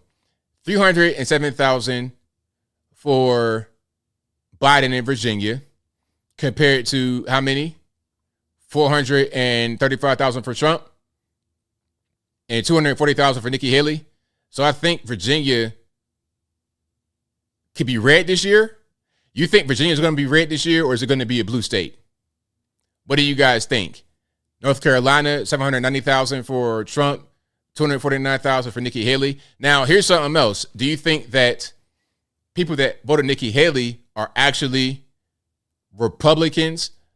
Last I checked, in Virginia, there's no party affiliation that you have to register with. So when you go into the actual, when I was in Virginia voting, you could just vote for whoever you wanted. Where I live now in Tennessee, there's no party affiliation you have to register with. But when you go to the actual polling station, you got to ask for a Democrat ballot or Republican ballot. I'm not quite sure how it is in Virginia, but there's no need to register with your party affiliation in Tennessee, and it was not like that in Virginia when I was there. So we'll see. Do you think people voted for Nikki Haley who are actually Democrats? Excuse me. We'll see how that whole thing goes. If they could be red in Virginia, we'll see. Hopefully so. Hopefully so.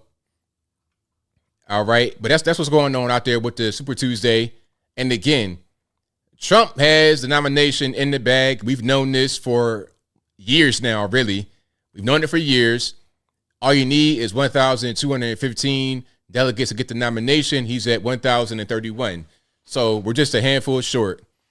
We're fewer than 200 delegates to the finish line. We'll get there pretty soon. All righty. But if you like what you're hearing so far, please give the video a thumbs up. Like the video, share the video, do all that good stuff. That'll help me out tremendously. Nikki Haley burned a whole lot of money doing what she did. Okay. Now, speaking about the ruling that kept Trump on the ballot, let's go back to what MS-13 DNC had to say about it when it happened. And then we're going to see a reaction from Colorado about Trump being on the ballot. Check it out. News. Thank you for being with us here on MSNBC. The Supreme Court issuing a ruling on the Colorado ballot case. I want to go straight to Ken Delanian, who is outside the Supreme Court with this decision. Ken, what do we know? Good morning, Anna. We've learned that it was a 9-0 decision ruling that Donald Trump can be on the ballot in Colorado and other states. Justices during the oral argument seemed very skeptical of the idea that one state could decide for the nation whether Donald Trump was an insurrectionist and was therefore disqualified under this 150-year-old provision. Now we know that there was not a single justice who held that view, so there were no dissents to this 9-0 decision ruling that Donald Trump can remain on the ballot in Colorado as voters go to the polls tomorrow during Super Tuesday, and also in Maine, where there had been a decision to disqualify him from the ballot. And this ruling, we understand, has the effect of prohibiting other states from attempting to do so. And that really reflects what we heard from both liberal and conservative justices during the oral argument. That's right. 9-0, 9-0. Nobody dissented. It was unanimous. So when you saw Keith Olbermann and whatnot try to talk about, oh, well, the justices suck, they all got to get removed, even the liberals, even the guys that are on your side normally, because they disagree with what you think, that makes them bad. Arguments, Anna. For example, Elena Kagan confronting the plaintiffs, essentially saying, your problem here is that you're arguing that one state can decide for the nation who can be president, and no justice was willing to go along with that. And Lisa, you are looking through, we have our Lisa Rubin here with us, as you look through this decision that was just put on the website there at the Supreme Court. Yep. What stands out most to you besides the fact that this was a 9-0 decision? It was a 9-0 decision, Anna, and the decision was decided on the grounds that Congress, not the states, has the power to enforce Section 3 of the 14th Amendment. Still, you have 4 justices concurring in the judgment, meaning they agree with the result, but also concurring separately and saying that the way that they disagree with the majority or the per curiam opinion is that they don't feel that they needed to decide that Congress is the exclusive enforcement mechanism. Both Justice Barrett, who is concurring only for herself, and then Justices Sotomayor, Kagan, and Jackson, concurring separately, say they don't need to decide anything more than this is not a right that belongs to the states. But they were trying to do whatever they could to throw anything at the wall and see what stuck. They were trying their best. MS-13, DNC, all of them are trying to do their best. Now, what I want to show is a reaction from Colorado Secretary of State Jenna Griswold. Okay, let's see what she says here. Then we're going to get to a couple more, but let's see what she says. My larger reaction is disappointment. I do believe that states should be able, under our Constitution, to bar oath-breaking insurrectionists. Okay, that's your opinion, but where is the actual conviction? You could call him that. That's just your opinion. You can't, at least, and if you guys know differently than I do, if you guys want to correct me, please correct me. But last I checked, you cannot assign penalty to someone without there being a conviction. Just because you think someone did something does not mean that they should be held liable as far as a punishment. I think you did this, therefore I'm going to do this. That's not really how it works, in my opinion. And ultimately, this decision leaves open the door for Congress to act, to pass authorizing legislation. But we know that Congress is a nearly non-functioning body. So ultimately, it will be up to the American voters to save our democracy in November. Okay, I mean, what kind of, is something wrong with her face? Like, why is she talking like that? Like, there's no body movement. It's like she's claymation. This is like Team Deathmatch on MTV. It's like her face just moves in certain spots, but not anything else. Am I tripping, or is it just like, what's going on? Look at this. It's a nearly non-functioning body. So ultimately, it will be up to the American voters to save our democracy in November. Yeah, a nut. Crazy. But you know what? You know what you described right there, Miss Griswold? What you described is it's called voting. It's called voting. I like this guy. Okay, I'll vote for him. That's how that works, Ms. Griswold. That's how that works. Thank you for giving us our right to give us free our right to vote, huh? Idiots. Yeah, give us the right to vote. Thank you for that. I appreciate it. I really do. You're doing a fantastic job saving democracy by giving us the right to vote. All right. Shout out to Merrick Garland for that one. But anyway, yeah, it's like AI generated. Exactly, Frank. It's like, what am I looking at? Is this real or fake? But no, that was real. That was 100% real. I'm seeing verified accounts post that. It was crazy. It was totally nuts. But yeah, that was Miss Jenna Griswold, the Colorado Secretary of State, disappointed at the Supreme Court for allowing Trump on the ballot so we could actually vote for him. All right. Now let's see what CNN says. Look, unfortunately for America, the court isn't necessarily wrong that this is the way the framers wanted it to be. They wanted Congress, the people who are closest to their constituents, to be able to make the rules and the laws. That doesn't change the fact that because of gerrymandering in the House and all kinds of other issues, they're not doing their job on a lot of these big issues. Yeah. I agree. It's very unlikely, close to impossible that Congress will take action. But this is now a fair question that Manu Raju, Melanese, and Ona should be asking members of Congress. Mm-hmm. Are you willing to pass legislation that would give us rules for how this works? It could only be in the future, by the way.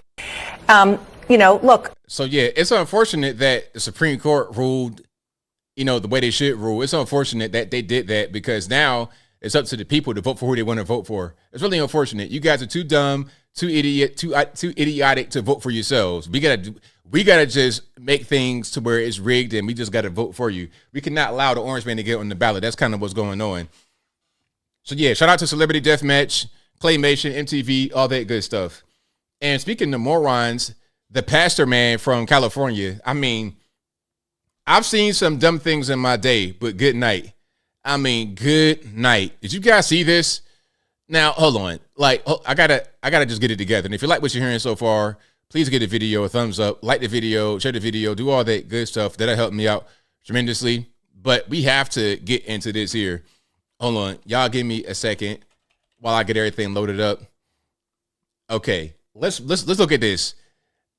This is your man. This is Mark Nakagawa, president, or at least former president of the United Methodist Church.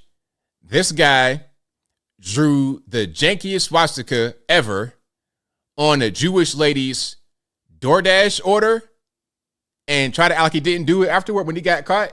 Look at this.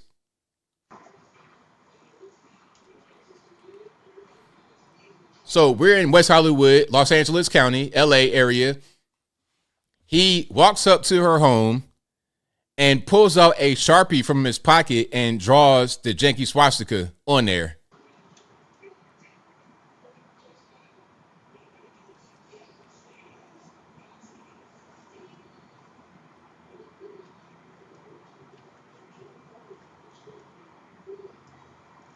It's like, sir, I can see you. I can actually see you. I have a camera. What probably happened is she's in the house chilling, minding her business, and then she gets notification on her phone, and then she sees Mr. Nakagawa out there drawing stuff on her seltzer water.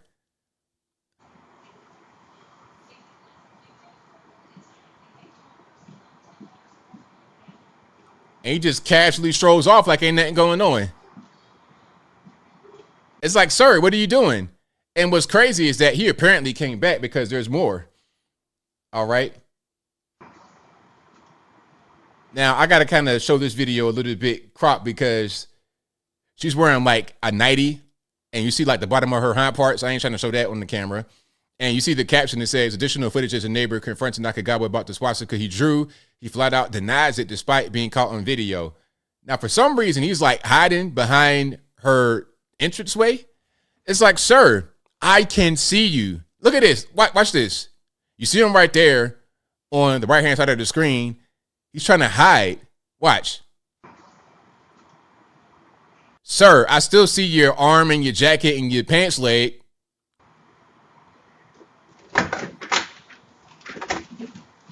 Is there a problem? What? Is there a problem? No. Is that a Nazi sign?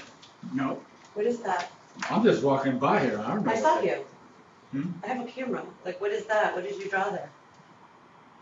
I don't know. Well, can you tell me what that shape is? You can't tell me what that shape is?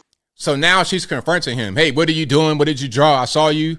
And she's pulling up the video on her phone as he's speaking. He's like, oh, I don't know what that is. I don't know what's going on. No. I have it on camera. I mean, I know you did it. I don't know why you'd lie about it. See, I told you. Remember what I said? Fucking mafia. Now, these are just bad neighbors. They already got a history. They already had a problem. They had a meeting at the HOA, and there was a run-in, and somebody called somebody a fascist. There's a interview we're going to get to. They interview both of them. They interview Mr. Nakagawa. Again, this guy is a pastor, a preacher, a former president of the United Methodist Church. Pastor man, preacher man, right? That's him. And here is Mr. Nakagawa at the pulpit, right? Wearing his stuff, okay? Pastor, preacher robes, all that good stuff. And there is a swastika. A former pastor. There is a swastika. Now, one hallmark, one classic indication of a hoax is when the swastika is janky. Really, there's always a hoax. I'll tell you, here's something else. You have typically, in my opinion, two kinds of hoaxes when dealing with Nazi stuff and quite racist. You have the amateur who cannot draw a swastika and the professional hoaxer who has the correct swastika on neatly created items like the blood oath guys, the guys that march all over the place on camera, like Nashville and DC. These guys, they have the professionally drawn swastikas on printed materials. It costs a lot of money. That's well funded. Probably some George Soros type money going on. That's fake. But this right here is also fake. He was trying to intimidate her because she's Jewish. He was trying to leave that and walk away, and she would discover it and then be like, oh, I'm being targeted. Meanwhile, it's him that did it. Mr. Pastor Man put that right on her seltzer water. What's this right here? Yeah, seltzer water. Pink grapefruit seltzer water from Kroger. Shout out to Kroger, though. Big up Kroger. They got them in LA? All right. Shout out to them. Love Kroger. But anyway, he did that to intimidate her because they already had a history of not getting along with each other because of the whole Israel-Palestine kerfuffle. She's Jewish, and she had the Israeli flag outside her balcony, and he didn't like that, and there was a whole big confrontation. He's woke. He's one of the guys at his big age. See, look, here we go. See the flag, the Israeli flag? She had that draped outside of her balcony. He didn't like that too much. He did not like the flag. That was really a triggering point for him. So that's why he did what he did. Now, there's an interview. Hold on. Let me see if I can find it right quick. And if you like what you're hearing so far, please give the video a thumbs up, like the video, share the video, do all that good stuff. That'll help me out tremendously. All right. And hold on. Here's something else that he posted on his Facebook. Rejoice in the birth of a brown-skinned, Middle Eastern, undocumented immigrant. So you already know what time it is. You already know what it is. This guy, one of these woke warriors in the church. That's what's happening. And I was reading the comments on that video. People were saying that United Methodist Church is like its own thing. And there's another, like an offshoot of that church that's not woke like that branch is. That's what I heard. So shout out to you guys who got away from the woke church and got into a regular church preaching the word of God. Not all this ridiculous nonsense going on with this nut who is trying to intimidate this Jewish lady. Like, really? Thou shalt not bear false witness. Ain't that one of the commandments? You did that right on camera, sir. Now, let me pull up the actual interview because we have that as well. We got to get into that because that is pretty important to look at. All right. They went to this man's house and interviewed him. It was crazy. It was totally just a mess. All right. Y'all give me a minute. Shout out to CBS Los Angeles. And let's roll it right quick. Is there an ad that's going to play? Probably so. I don't got time for these ads. Look, I know y'all kind of mad with the ads on YouTube. So am I. I'm mad when I got to see them on regular stuff. Okay, check it out. On a woman's groceries, and she caught her neighbor in the act. KCAL News reporter Lori Paris spoke with her and that neighbor about this disturbing behavior. Is there a problem? What? Is there a problem? No. Is that a Nazi sign? No. What is that? I'm just walking by here. I don't know. I saw you. That was the moment on December 5th when Leah Grossman confronted her neighbor, Mark Nakagawa, seconds after her doorbell camera captured him leaning down and writing a swastika on a box of seltzer at her front door. Barely drawing a swastika. And shout out to you guys in the chat. Somebody says, never covered thy neighbor's soda pop, hilarious. Thou shalt not harass thy neighbors. Correct. 100%. Listen as he insists he doesn't know anything about it. I have a camera. Like, what is that? What did you draw there? I don't know. And I just shattered. I just fell to pieces. And like, I've never shook like that before. Like my like toes were shaking, I get emotional thinking about it because it reminds me of like all the people I know and like my family and my children. A single Jewish mom raising two boys under 12 suddenly faced with what she saw as anti-Semitism at her door. She says it happened not long after she says Nakagawa called her a fascist in a homeowners association meeting for hanging this flag after the attacks in Israel. Can't we all just get along? Can't we all just get along? When we went to ask him about it, he told us she called him a fascist, but didn't deny writing the symbol, trying to tell me he wanted to educate her about the history of it as a Buddhist symbol of love at 10:15 at night, and initially denying he knew anything about it. You certainly knew what she was going to think about it. I don't know what she was going to think about it. Again, you knew what she was going to think about it. You put a swastika on a Jewish person's belonging, they're going to think you're trying to intimidate them, and it's a symbol of hate. It's recognized as a symbol of hate. Asian dad is tripping. Asian dad is all the way tripping. Until last year, Nakagawa was listed as a pastor and senior leader in LA's United Methodist Church. He repeatedly insisted he did not know how she'd react. Sir, I frankly just don't buy it. There's no way that you thought writing that was like extending some sort of lesson about the origins of the swastika.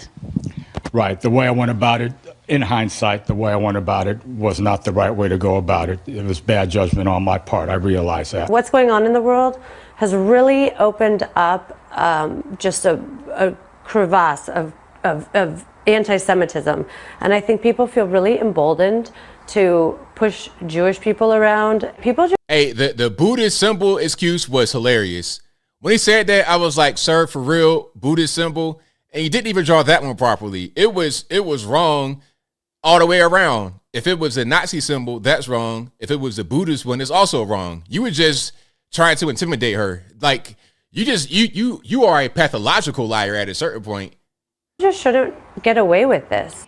There is a real movement by some to take back the swastika as a sacred symbol by educating people about its origin. Nah, that ain't the way you do it. You want to educate me, don't be drawing stuff from my seltzer water from Kroger and walking away. And then when I confront you, oh, no, I didn't do it. It wasn't me. Yeah, that was crazy. So shout out to your man, Mr. Nakagawa. I'm not buying what you're trying to sell me, sir. I am not buying what you're trying to sell me. So shout out to the Asian dad. We're not really buying it. Try to figure out a different story. Try to figure something else out. Now, do I have time for your friend? What's that, Ashley Merchant? I got a little bit of time. If you like what you're hearing so far, please give the video a thumbs up, like the video, share the video, do all that good stuff. That'll help me out tremendously. Shout out to Ashley Merchant. She is fantastic. If anyone, you know what's funny about this? I think Fani Willis was trying to increase her status to go to higher heights, become maybe the governor, a senator, a mayor, vice president, president of the USA. But I think if anyone will go higher, it'd be Ashley Merchant. She did a fantastic job, okay, in her investigatory skills. One thing about these women in law, when it comes to investigating things, they're going to get to the bottom of it. Oh, my goodness. Like, the best investigators in this world are women. My goodness. Don't try. Look, you want to try to do something and sneak around on Ashley Merchant, man. Look, they're going to find it. Only women. Look, you be in the house and you minding your business. All of a sudden, they come in with a hair. Whose hair is this? I was like, where'd you find that hair in my house? What in the... They're under the couch. They got one strand of hair. Whose hair is this? This hair is about 1 degree of brown different than mine. I'd be like, look, I don't know. I don't know nothing. They got a whole backstory. They're going to do forensics on the hair strand. It's crazy.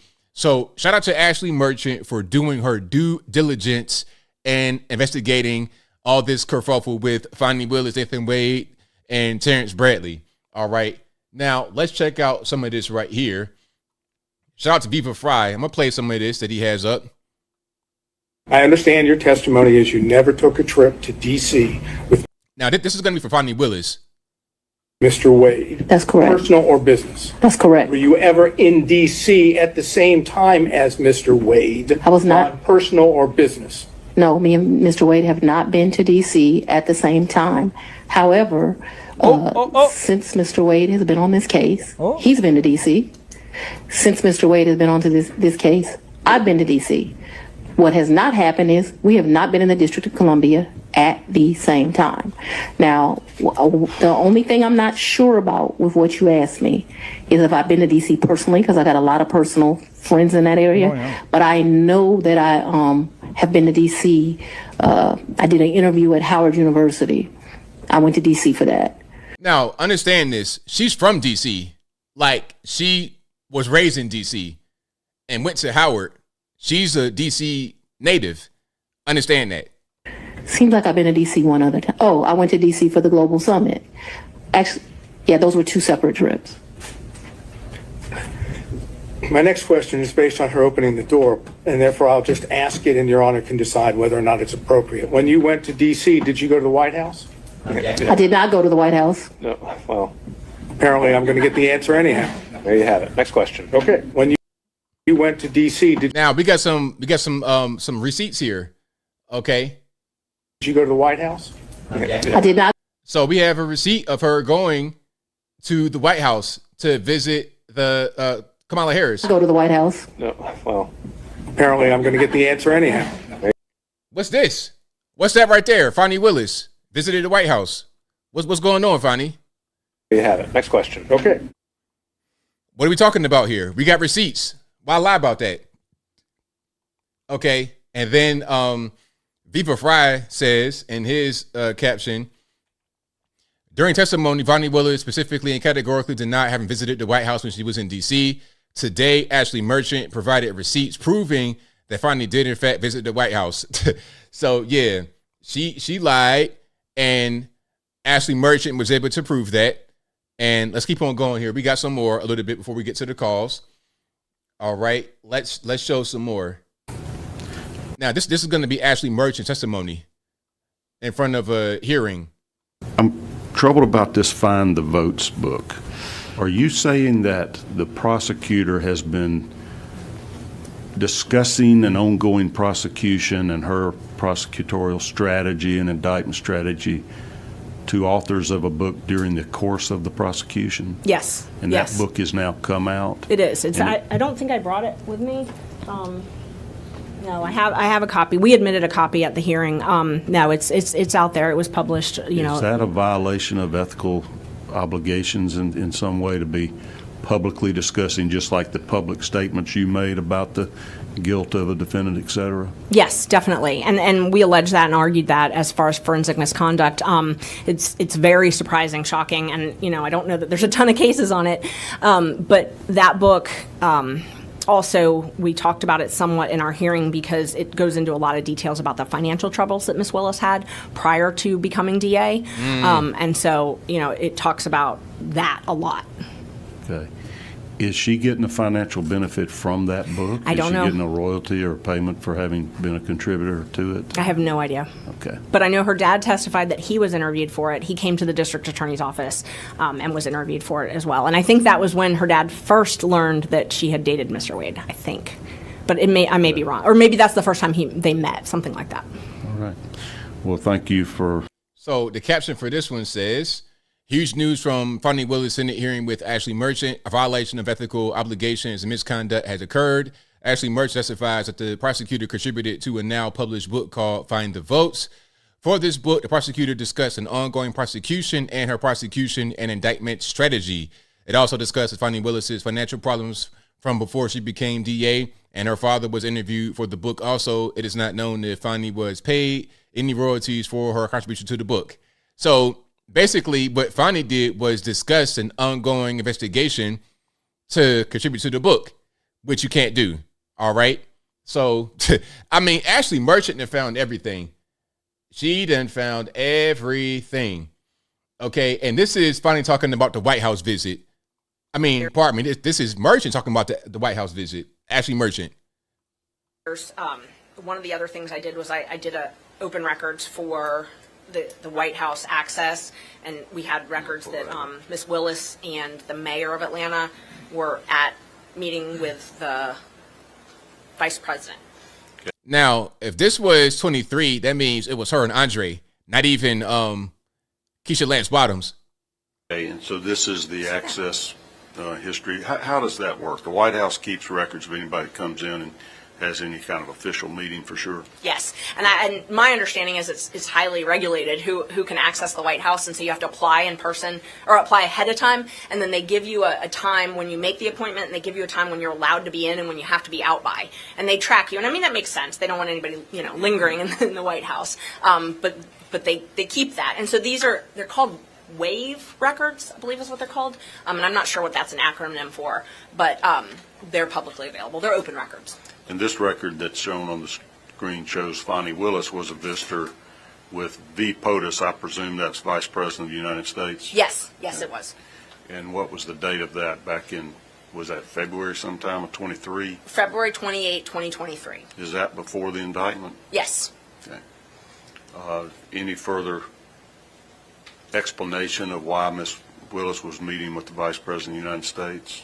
No. I know Dexter Bonds, and I believe that's the same one that I think it's Dixon, the mayor of Atlanta was also there. Okay. Why would she lie about that? It's like, come on. You don't remember that? Going to the White House with Andre Dickens? And then it's something going in between. I ain't going to put that out there. I ain't going to put that out there. I'm not going to try to put that on Andre.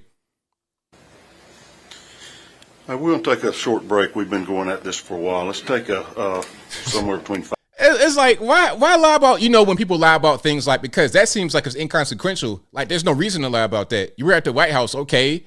Why is that a bad thing? I've been to the White House too. You're just visiting. You could go to the White House just to visit. That's not really a thing. So why would you lie about that? And if you lie about things like that don't matter, then you'll lie about big things as well, like when you and Nathan Wade first started fornicating. Talking about 2022, when meanwhile people saw you in 2019. Okay. Now, let's play one more clip from Miss Ashley Merchant. Again, Ashley Merchant is Michael Roman's lawyer. Michael Roman is one of Trump's co-defendants in the Fulton County, Georgia election interference case. Check it out. You had text communications with Mr. Bradley to confirm this? Yes. And was that because you didn't want to file a pleading that was inaccurate? And by the way, Terrence Bradley love him a blonde white woman, don't he?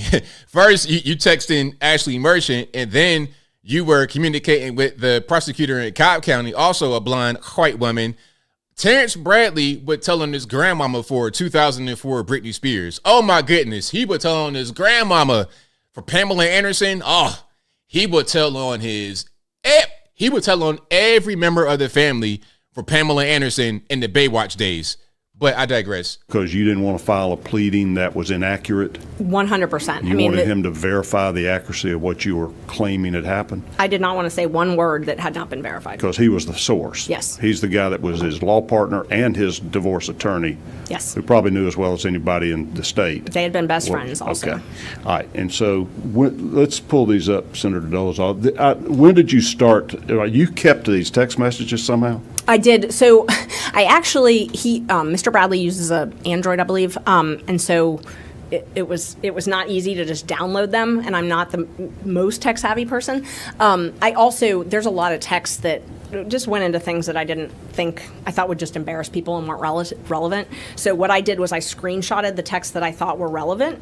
I tried to use those in court, but the prosecutor kept objecting and saying I was hiding things because I wasn't showing all of my text. So they just kept on and on for days saying I was hiding things. And I explained to them, I let them look through my phone. They scrolled through all my texts. Who's they? It was Adam Abadi was the prosecutor. Okay. So he just kept saying, that where's the beginning of that text? Where's the thing? Remember that during the case, they were talking about you're not showing the full thing, if things are cut off. Well, she's just saying she had a hard time being able to actually download them, print them, and present them in a way to where things weren't cut off. That's all. After that, where's the other part of that text? These aren't complete. Rule of completeness, kept objecting. And I had just screenshotted the texts that I thought were highly relevant, but weren't slanderous, I guess. I don't even know the word. But, there were some that Miss Willis's daughter had failed out. Like things like that. They were just ugly. They didn't need to be admitted. Oh, yeah, I read that. I had tried really hard to just screenshot the relevant ones. And by the way, this is Cindy Lee Yeager right here. This is the other woman that he was communicating with. Because remember, this woman here, this is a Cobb County prosecutor.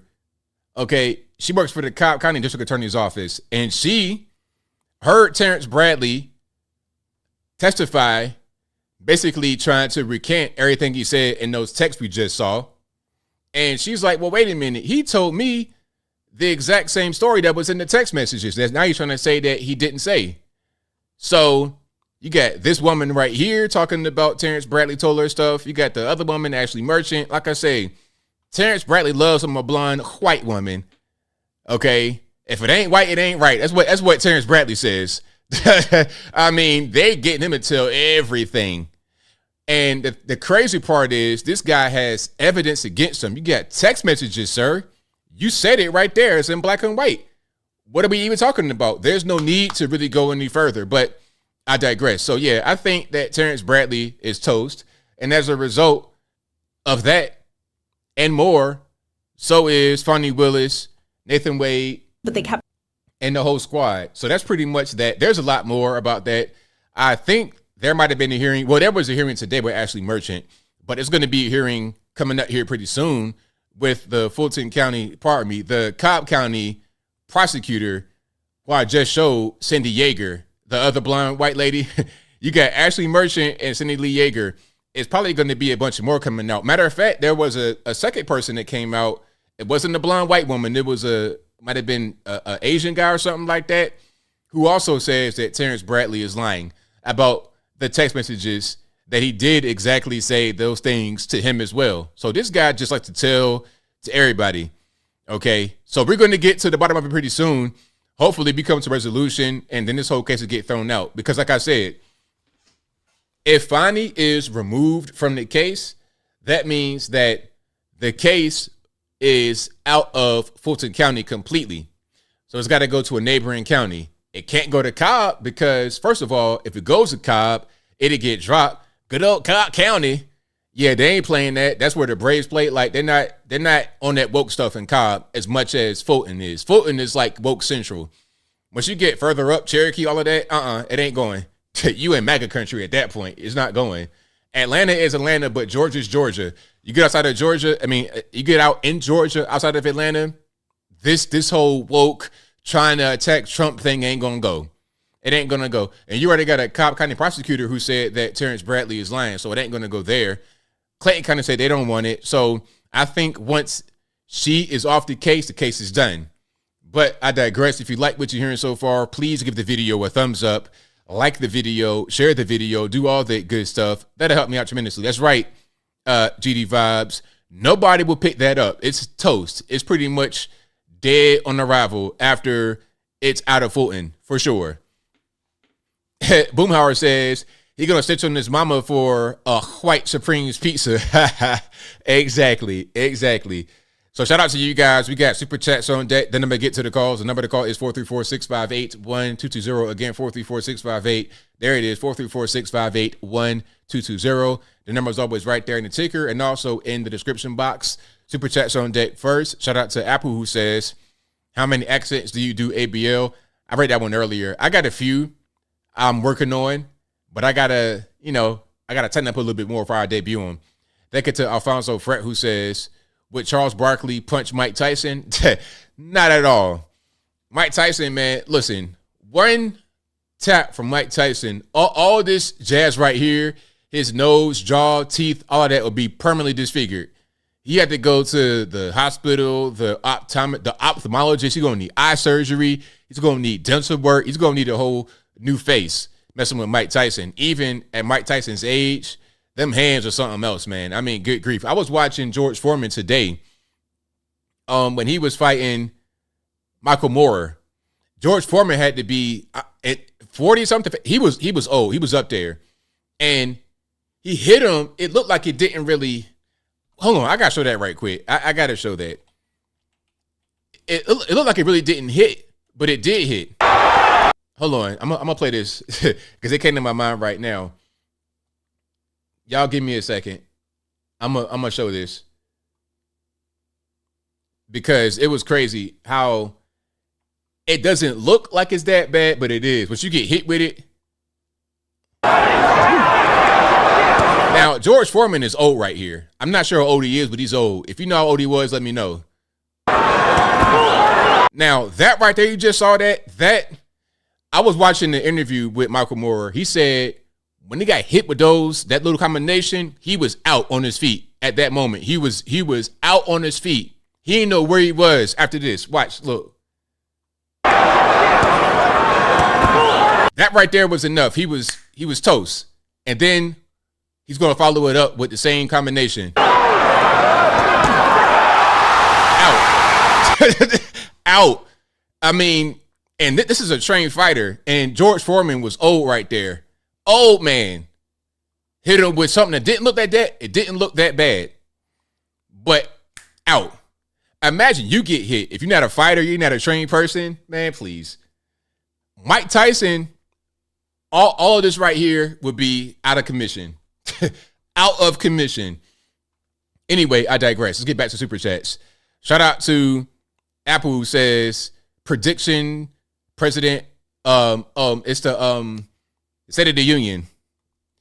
Will it deliver? I don't know, man. They got to put some drugs on them. I don't know what they're gonna put them. They got some. What kind of drugs are they gonna put in this guy to keep him awake for the State of the Union address? I don't know. They get to Apple again and says, Cal State U professor and BLM activist Melina Abdullah says the Kansas City Chiefs Super Bowl win is a victory for white supremacy. Agree? Why or why not?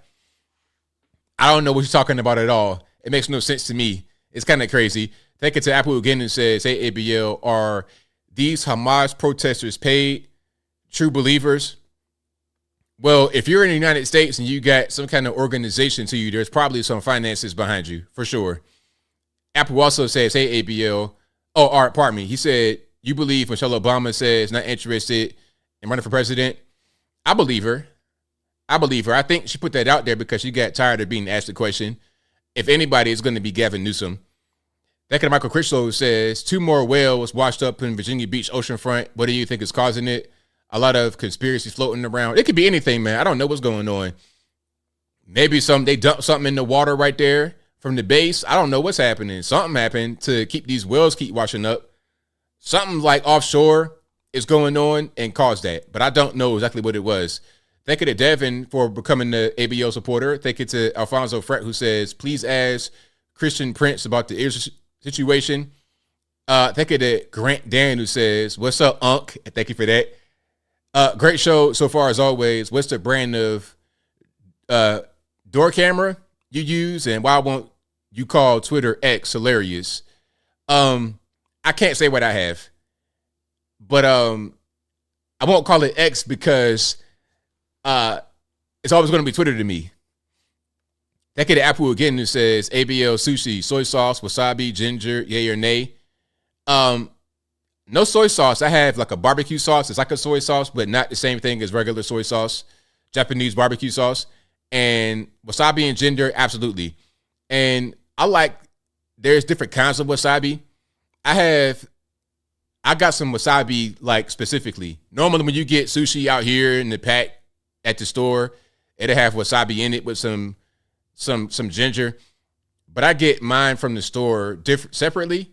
And it's a little bit more spicy. I like it. It's good. And Apple says, A2 Taco Bell, ABL, you're hilarious. You like TV dinners? 100%. The new ones, not the old school microwave joints. I like the new school TV dinners that you can put in the oven and they're better for you. A fresher TV dinner.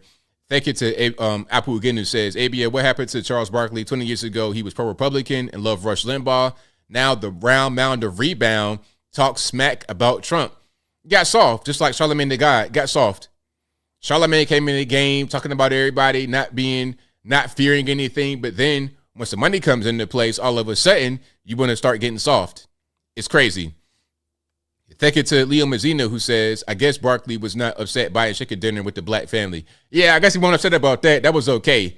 But a mugshot t-shirt, you want to start threatening violence. Thank you to Rita's Lover, who says, President Trump has dodged all the blows and indictments thrown his way and has come out on top. I would feel sorry for him, but he's taking it like a man with integrity. Right on, 100%. Thank you for your super chat. Thank you to Michael Crystal, who says, NVA to ask if you want Republican or Democratic ballot. Okay, that makes sense. Thank you to Tony Hay Munkits, who says, I'm late. I was watching. Really love you both. Well, shout out to you, man. I appreciate you. All righty. We got super chats read, and let's get to the calls. The number to call is 434-658-1220. Again, 434-658-1220. There's also an email for Skype in the description box. If it doesn't work right, don't blame me, blame the white man, because you know it ain't my fault. Let's get rocking and rolling. Thank you guys for being here. You guys are the best audience anywhere on these interwebs. If you like what you're hearing so far, please give the video a thumbs up, like the video, share the video, do all that good stuff. That'll help me out tremendously. Yeah, there's a Skype email in there if you need it. Bald Brad 904. The line who am I speaking to? Hey, how you doing, ABL? This is Nikki. All righty, man. What's going on? I'm doing good, man. I've been wanting to ask you this. What is your take on people like, and this is not to cause beef between anybody, but what's your take on Russell Brand? Russell Brand is kind of, some people call him a conspiracy theorist, but the whole idea behind his channel is that it don't matter if you're Democrat or Republican, that all the government wants to do is make money with these big companies like the people who are supplying the wars overseas and stuff like that. I just want to know what's your take on that type of idea of the whole establishment kind of being just everyone's evil, everyone's bad, everyone's trying to make money for these big companies and get kickbacks. So what's the question? Like, how do I feel about his content, his channel, about the message that he has? No, I don't want you to cause beef between y'all, but what I'm trying to figure out is what do you think about that type of message? Like that idea that the whole government is just bad and it don't matter if you vote Democrat or Republican. It's all about people just making money, and that really who rules the whole thing is money in a sense, and it's just these big companies. Well, it's kind of I know I got you, but I think it's kind of a doomer mentality, really, in my opinion, because if that's your viewpoint, then there's like no point even worrying about politics. I think that there is an element of that in the government when you're talking about the federal government, especially, and then some of these big cities, obviously, that's going on. But it's up to us to really focus on the local government level. I always say that I hate the federal government. I'm more into local government. And it's up to us to be local government. So that's where the focus should be, rather than relying so much on the federal government. We need to decrease the size of the federal government and reduce our dependence upon them, because the bigger they get, the more corrupt they get. And I think that's the problem, is big government. I see what you're saying. It's like try to vote for people in your local community who's going to directly affect you, and don't worry so much about the big government stuff, because you can't actually do much about that. Is that what you're saying? Well, I mean, you can do something about the government, but you can't focus on the federal government as much as your local government. Because I don't want the message to be you can't. I don't want it to be you can't, or you can't do anything about it. It's out of your hands. I think we need to focus on where we can make the best difference and have that be what we focus on in general, rather than the Fed. I got you. So I guess my last question is, do you think that that's a bad type of message to send out to people? Do you think it's going to discourage people from voting who follow that idea? Or do you think that because there's some truth to it on the federal side, that if people want to believe that, it's not really going to, matter in a sense? I mean, I don't really know. It's not something I agree with, but if he wants to say that, I understand, but I have a different message. I'm not necessarily sure that it's good or bad. It's just his point of view. He's entitled to it, and I understand where he's coming from. But I just don't go all the way as far as he does, as far as saying there's no hope, the doomer stuff. I don't think that's really something I would talk about. But I do understand why he would say that, and I'm not going to say he's totally wrong. Okay, cool. Well, thanks for giving me feedback on that, ABL. Have a good night, buddy. Thank you for the call, man. Definitely appreciate you. All right. Shout out to the caller, and shout out to you guys for calling in. I appreciate y'all. The number to call, 434-658-1220. I see I got a missed Skype call. If you are, I'm going to try to answer your call as soon as possible, so y'all hang tight. 470, you don't know who am I speaking to? Hello. Hey, Anthony, how you doing? I'm all right. How are you?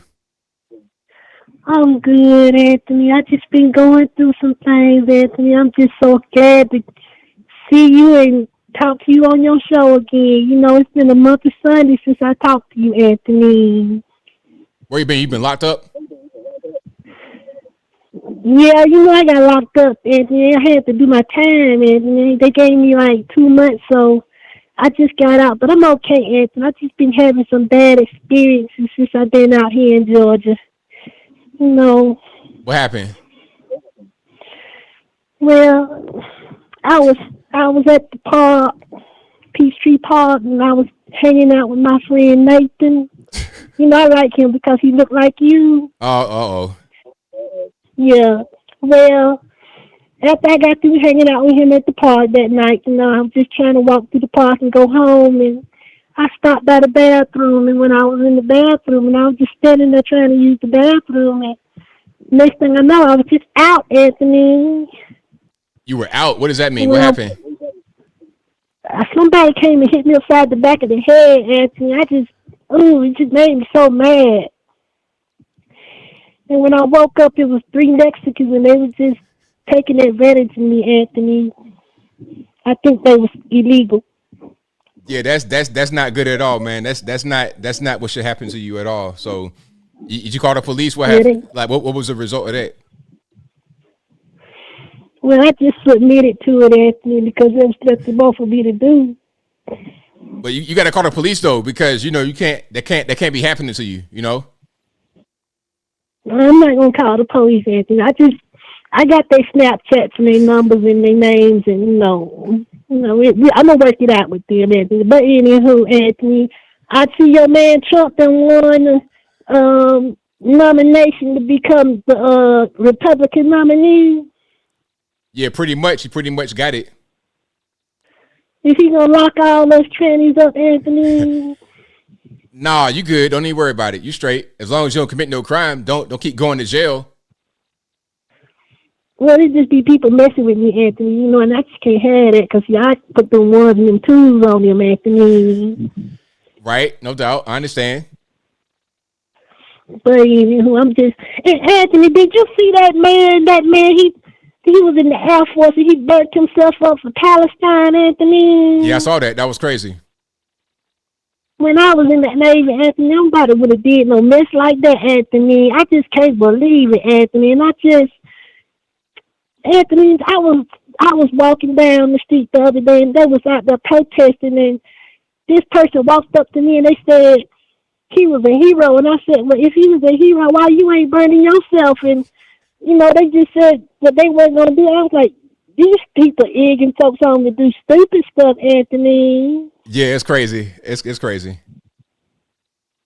I know, Anthony, but I don't know what to say. It's just the world and gone crazy, Anthony. But I know you're going to support your man Trump, and he just might be the president again. But anywho, ain't nothing I could do but, be MAGA here in Atlanta and just try to make Atlanta gay again. Okay, Anthony? Oh, okay. That's great. Yeah.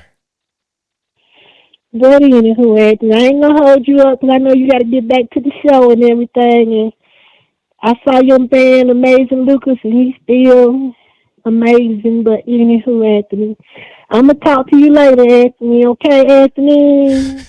All right. Thank you for the call. Appreciate it. Bye, Anthony.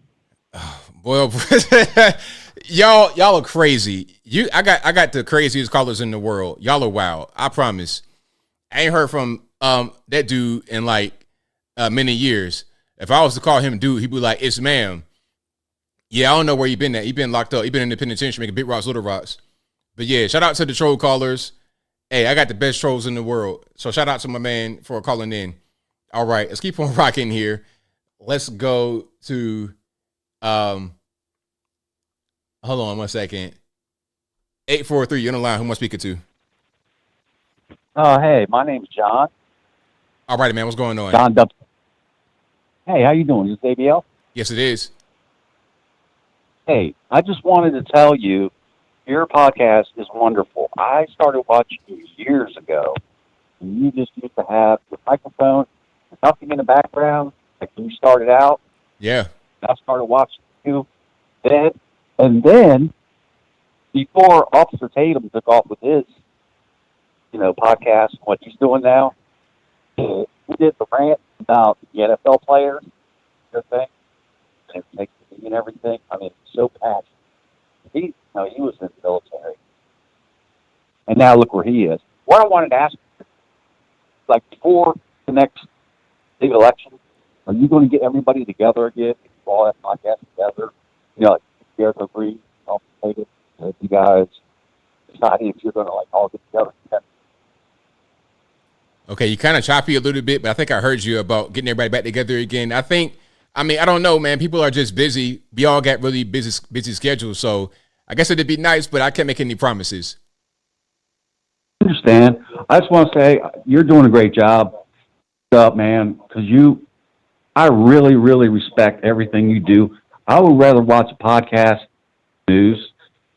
This is the future, and I really, really applaud you picking up, and just keeping it real, honesty. Do fact check. What I like about you the most. You're not sure? I'm not sure. Props to you. Love your show. Going to keep watching. Tatum, everybody else. Doing it, please. Oh, man. Thank you for your call. Definitely appreciate you. Hey, bro. I love you. Thank you for the call, man. Appreciate you. 100%. All righty. Shout out to my man for the call. Great call. Let's keep on rocking and rolling. Let's go to 215 in the line. Who am I speaking to? Hey, ABL. How's it going? Everything's all right, man. How about yourself? Good. So I want to tell you. Hold up. You can hear me clearly, right? I heard you got a little bit of noise, but I can hear you. Whoa. Okay, so basically, check this out, right? You know, it's funny. Like back in 2020, they were saying, "Oh, we're not allowed to," because during the height of the COVID pandemic, 2020 and 2021, they were saying, "Oh, you're not allowed to ride public transportation if you don't have a mask on," even though it wasn't really enforced by every single person that worked for public transportation. They said, "You're not allowed to ride on public transportation if you do not have a mask on." Now they're reversing the rules. They're enforcing you are not allowed to ride public transportation if you have a mask on.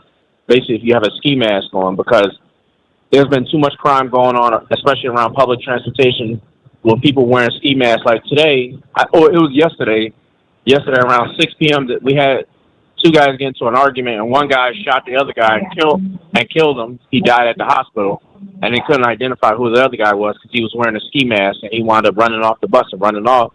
And he still has been unidentified, and they're still looking for him. This happened yesterday.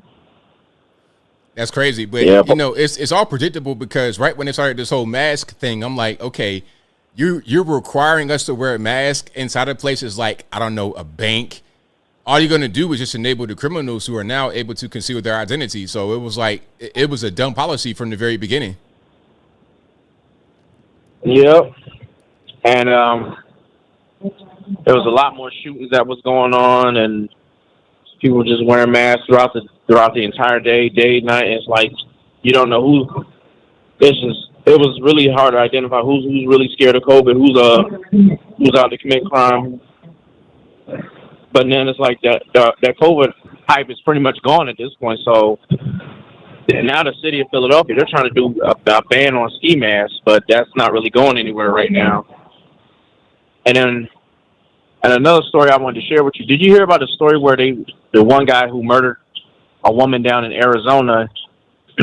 he was let out. He was let out of prison through the no bail policy in New York City, and he had to be extradited back to New York. But the prosecutor down in Arizona, she does not want to prosecute. She does not want to extradite him back up to New York because she's afraid that they're going to let him out again. So she said, I'm not going to extradite him back to New York. I'm just going to keep him down here where at least he'll stay locked up.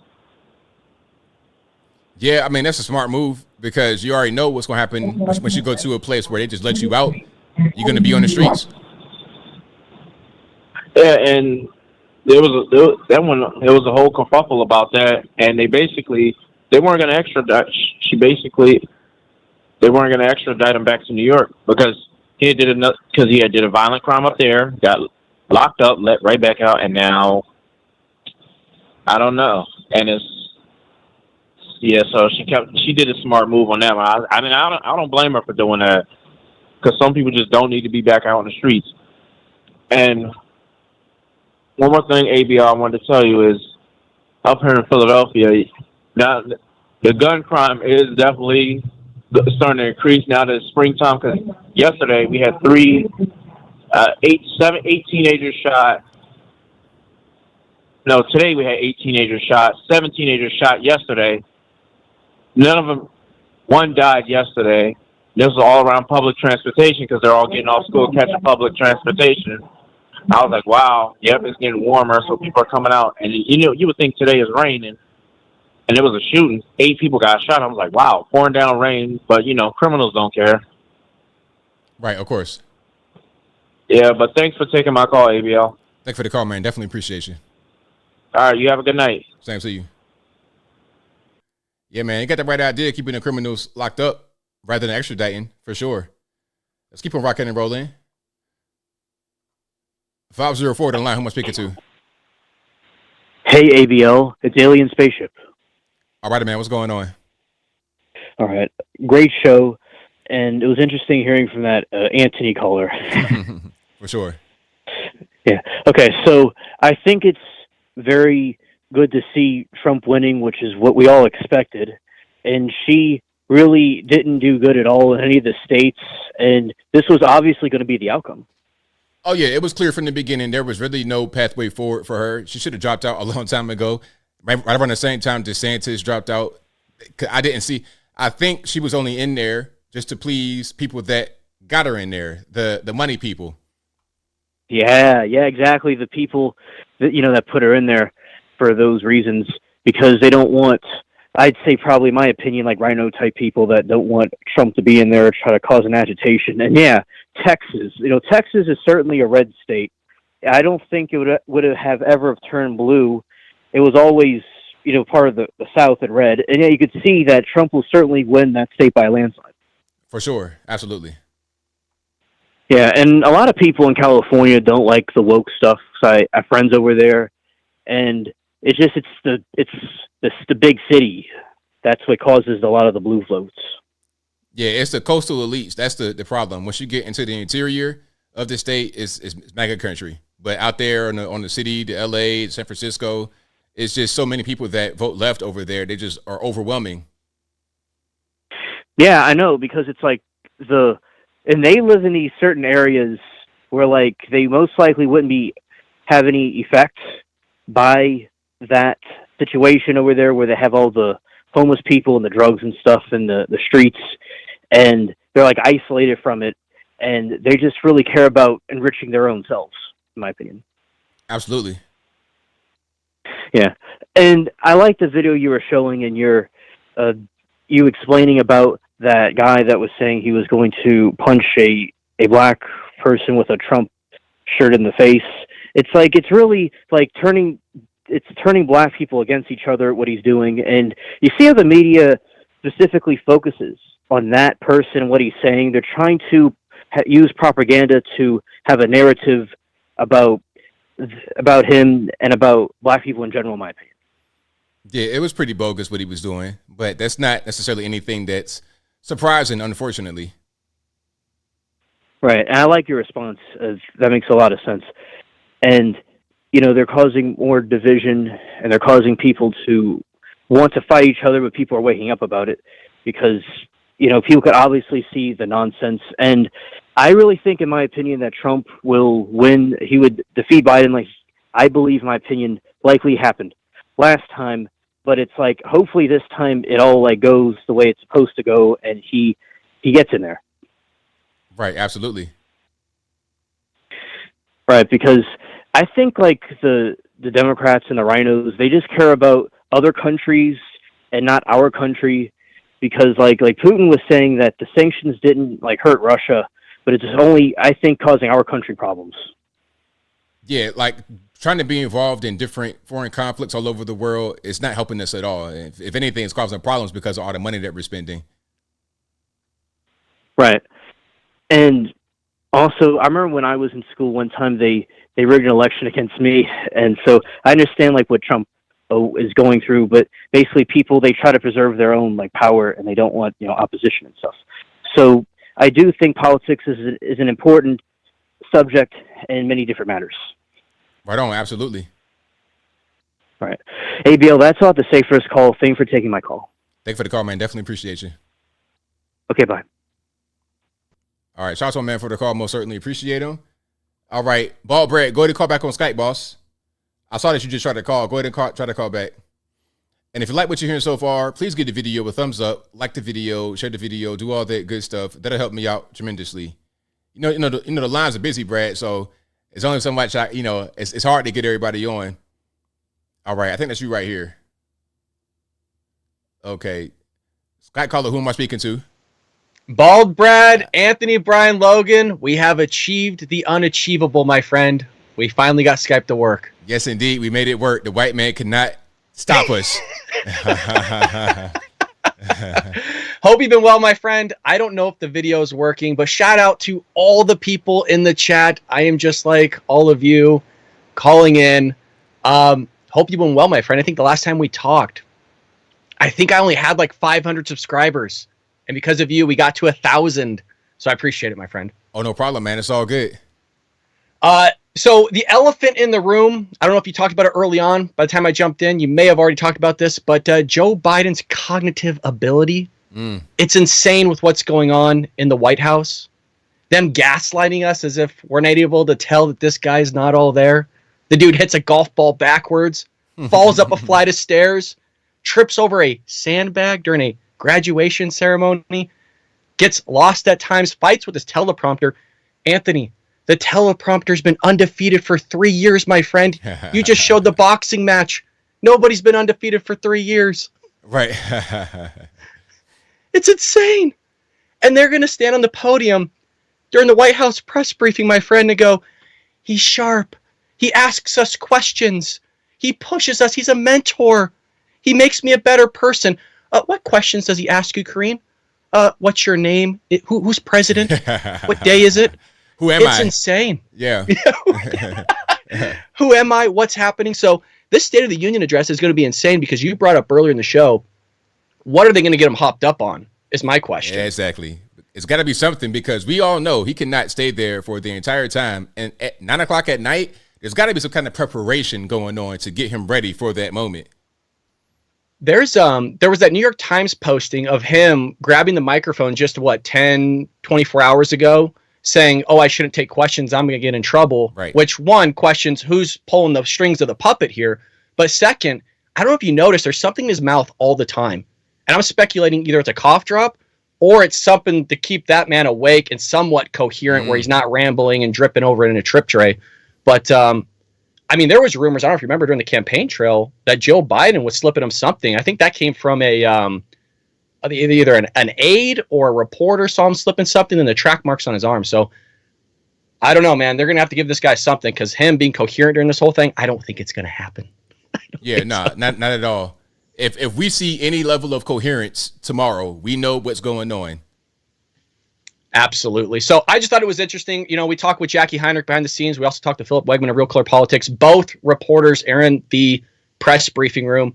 And let's just say they can't wrap their head around this whole thing of the gaslighting that's going on from this administration to just the other day, Ed of Fox News Business was asking her about the note card again. Yeah. And I don't know if you saw that clip. She got triggered, man. Yeah, I saw that. Absolutely like, triggered. You're asking about flashcards, note cards. It's like, yes, we are, because it's the over-reliance. He uses them everywhere.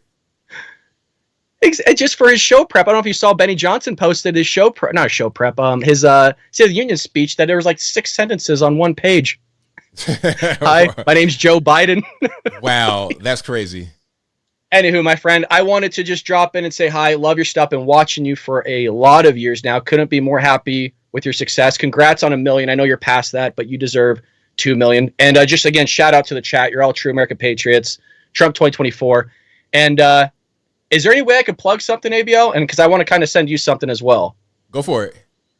So it's almost been 1 year since I wrote this bad boy. It's called Trojan Horse, How the Left is Destroying America. And I would love to send you a signed copy, my friend. If anybody wants to head over to Amazon, I think they're on a deal right now. Would love for you to support an American Patriot such as myself. Great book. Hope you like it. If you want, please purchase it. Would love your support on that end. Again, Trojan Horse, How the Left is Destroying America. You're seeing what they're doing in real time. And Anthony, I would love to send you a signed copy for free, my friend. Always appreciate your work. I'd love to take it, man. I have an address on my website. It's a P.O. box. You send it straight there. I'll most certainly get it. You got it, bro. Thank you so much. God bless. Thank you for the call, man. Appreciate you. All right. Shout out to Bald Bread. Shout out to the book Trojan Horse. Bald Bread, if you in here, put a website or something. You can't put links, but just put like the name of the website in the chat so we know where to go to actually get it. So shout out to you, man. Thank you for the call. All righty, Les, what's happening? Hey, Bia, how are you? I'm doing pretty good. By yourself? Good. Thank you for asking. So I just wanted to tell you, great show the last couple of weeks you've been having that I haven't, either I called in or it was just a little too late or I just didn't call in. But right. I just wanted to tell you that I won't take up too much of your time. I just wanted to say hello to you, to everyone in the chat, and keep up the good work. We love what you do. We've been loving what you do for a very long time now. And I can only wish you a wonderful, prosperous rest of your year. And the little Patriots want to say hello before they go to sleep. Good night. Bye. Good night, y'all. Thank you for calling. Appreciate y'all. Take care, BL. Till next time. Bye.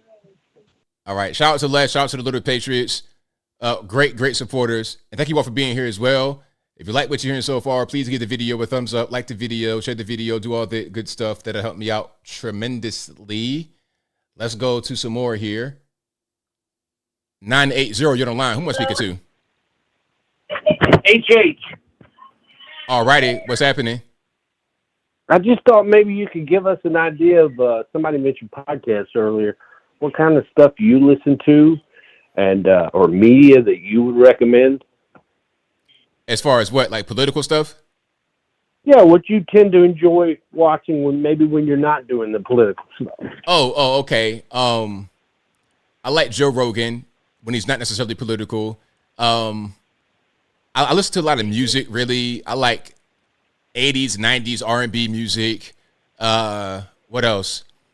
I like anything dealing with cars, like sports cars, trucks, anything dealing with that. Anything dealing with like geography, like nerdy stuff. That's what I'm into. Home improvement. I just got a new entertainment center, like a TV stand. I'm excited to put it together. I love power tools, anything. Yeah, I love that kind of stuff. Right. That's my jam. All right, one last question. I'll take my answer off air. Are there any things about your demographic stuff you find from YouTube that surprise you? I'll answer your question. Thank you for the call, man. Definitely appreciate you. I answer your question off the air. Off the Thank call. you. Gotcha. So my demographics, when people ask me that question, they may be asking about race, but you can't really see that on your YouTube demographics. What you can see as far as demographics is age, location, as far as like state, country, things of this nature. So I don't know anything about race from my specific YouTube demographics. So nothing really surprises me. I think I have a pretty good audience, but I don't necessarily know the racial demographics because they don't have that kind of data available for me. I can only guess about that. But everything else is pretty much on point. I think I can kind of like look at it right now. Let me see if I can see my audience demographics, if they're going to show it to me. Yeah, so I can see age, gender, location, language, that kind of thing. Okay, so my age, I have a little bit of everything. The biggest age that watches me is 45 to 54. And that's right followed up by 35 to 44. And I also have quite a few 55 to 64. And 25 to 34 is kind of low. That's one of my lowest demographics. My gender, the biggest gender that watches me is male, 75%, female, 23.9. That's not 100%. So I don't know what that means. So I got some Transformers that watch me. I'm not really sure. Yeah, that's pretty much what that is. More women watch the live than watch the videos. Maybe they just want to see my handsome face, so I'm playing. But yeah, that's pretty much it. I don't have anything. United States is 89.7%, followed up by Canada, UK, Australia, Germany. Canada is 2.8, UK is 2.2, Australia 0.7, Germany 0.2. People watching mostly in English. And that's pretty much it. Okay, that's pretty much it. All right. So yeah, shout out to everybody. Let's keep on rocking and rolling. All right, Danny, what's going on? Hello, ABL. Can you hear me, boss? Hey, man, how's it going? It's Danny. Thanks for taking my call, mate. No problem, man. Yeah, great show tonight, man. Some really great calls tonight, mate. Right on. Absolutely. Thank you for that. I got to talk about that Japanese guy, man. Was he Japanese or Chinese? I'm not sure, but yeah, these people bore my blood, man. I mean, he's a grown-ass man, and he's like creeping outside a woman's, apartment. And I mean, does she have a man, or was she on her own, or? I think she's single. Yeah, see, this is the problem in it for single women is we're vulnerable to men like that, and I mean that guy's lucky, she didn't have a man, because really and truly, you should be going out, you'd be going outside straight away, and you'd probably be causing that man harm. Right, absolutely, because if let's say it was me and I was there with some young lady, and then he did that. See, now I would talk to him and there'd be confrontation. And, you know, if I was not a nice person, it might be something else going on. Yeah, no, exactly. I mean, look, I mean, so so you said that she had an Israel flag hanging from on her balcony for people to see, or? Yes. Yeah, so obviously that guy is a pro-Palestine guy, again, just trying to intimidate her, and you know, obviously he's a liberal, he's a pro-Palestinian guy. You can clearly tell. I mean, because no one else is going to do that. No one else is going to go around to a woman's apartment who has the Israel flag and draw a Nazi symbol on one of their packages or whatever. No, it's just typical passive aggressive behavior and intimidation. That's all these people on the left do, and I'm just sick of it, man. I agree with you 100%. And we always just have to, like, I personally think that we shouldn't, like, be civil with these people. I mean, if these people, at the end of the day, I think you have a right to defend yourself and fight back. And if someone wants to do that, then, because that's all we're seeing from these people is they're so violent. They don't really want to have a debate. They don't want to, calmly communicate and just talk, and actually maybe learn something from you. It's just all violent and I've seen, on my walks around my area with my dog, like I've seen a couple of people with Palestinian flags hanging over their balcony, and I'm not gonna lie, it annoys me, but big whoop, you know what I mean? This is a free country. You can, put any flag over your balcony you want, and it doesn't. I'm not like, should I start sort of finding out their packages outside their apartment and start writing free Palestine from Hamas on it? Should I start doing that, or? Yeah, see, then that'd be a problem. If you did something like that, then they would call you a terrorist and all kind of things. It's weird. So I would say to anybody, don't do anything like that. Just leave people alone. That's the way it should be. Well, exactly. I mean, It's like they wouldn't like it if it was the other way around. I mean, right. It's like, how about I just mind my own business and just move along? It's just like a normal person. Jesus. But yeah, so I'll be quick. As for that, was it his name Barkley, Charles Barkley? Yes. Yes, again, it's the same sort of behavior from these people on the left, man. It's just all.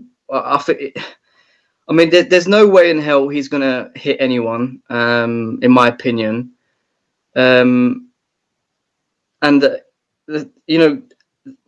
I have a cap. It's not a MAGA cap, but it's a football cap. It's a football team I support called Arsenal. So it's the same style as a MAGA cap. It's a red cap. It says "Make Arsenal Great Again." So obviously from afar, it looks like a MAGA cap. And now and then when I wear it around, I do get a lot of funny looks. You can tell, but fortunately not yet.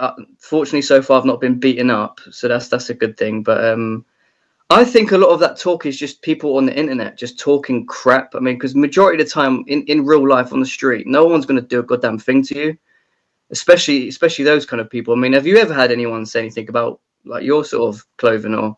Never. This is what I mean. I mean, these people talk a good game. They say they're going to do A, B, and C, and they went on the street. It's like they just give you a funny look, and it's like, okay, you can look at me all you want. I don't care. You know what I mean? Exactly. It's a free country, man. Yeah. So yeah. Can I quickly just talk about one of your Uncle ABL videos, ABL, for just 1 second? Yeah. Go ahead.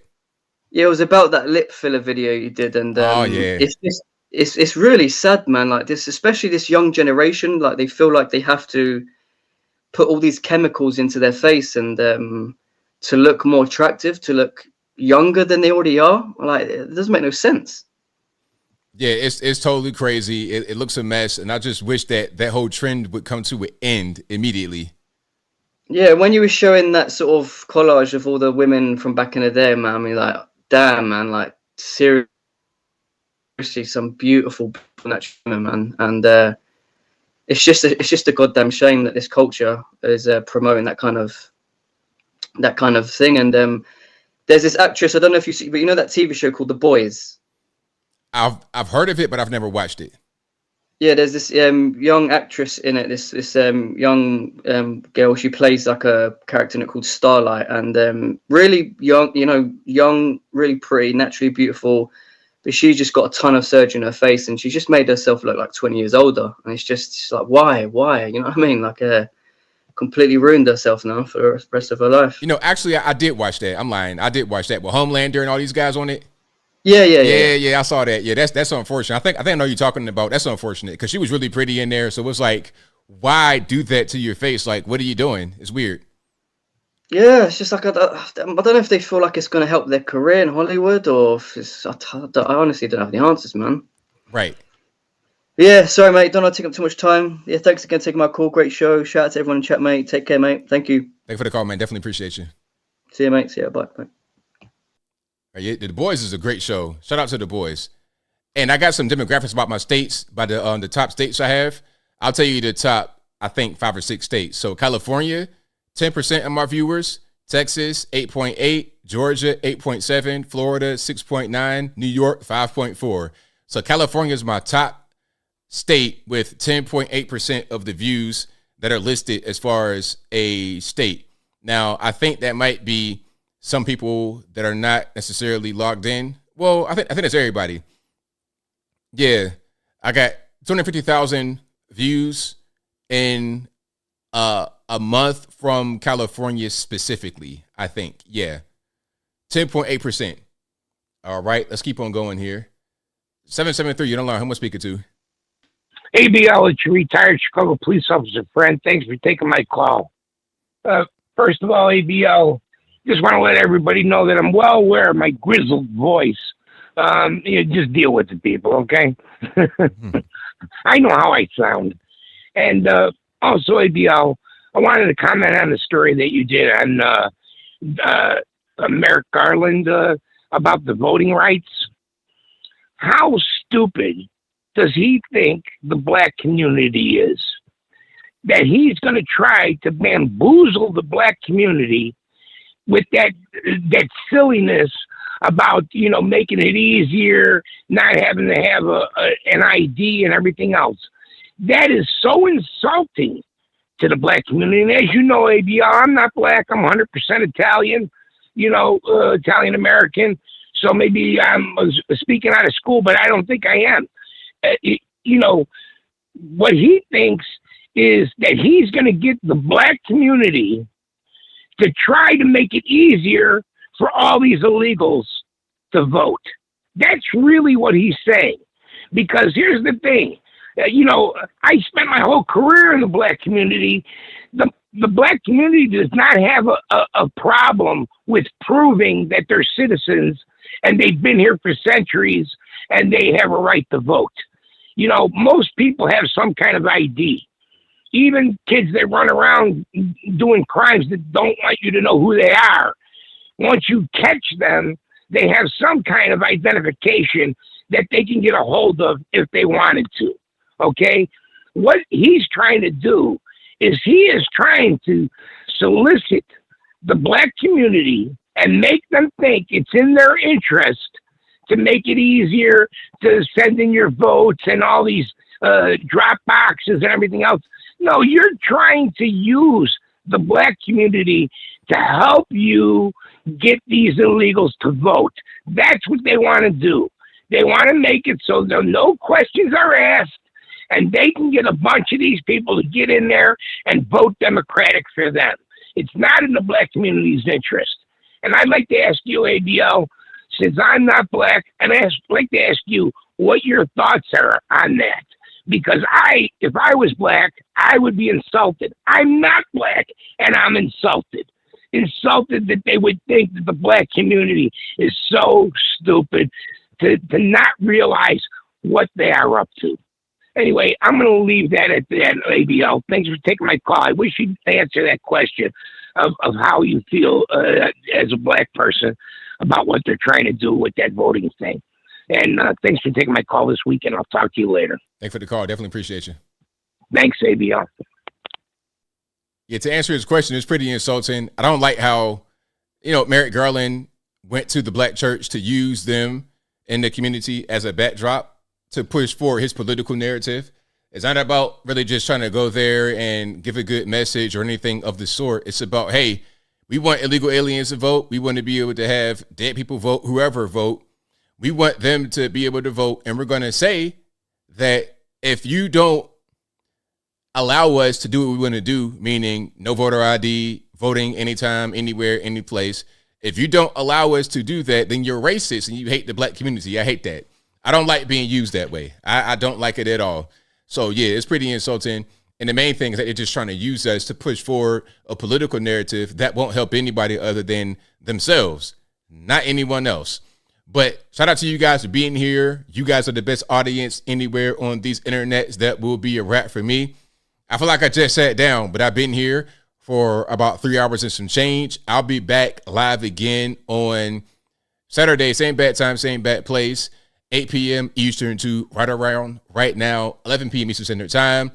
And of course, this is a podcast you're listening to right now. It'll be on your favorite audio streaming platforms, whether it be Google Play, Apple iTunes, Spotify, etc. Link for that will be in the description, or just go to your favorite audio streaming platform and search ABL Live. I should pop right on up.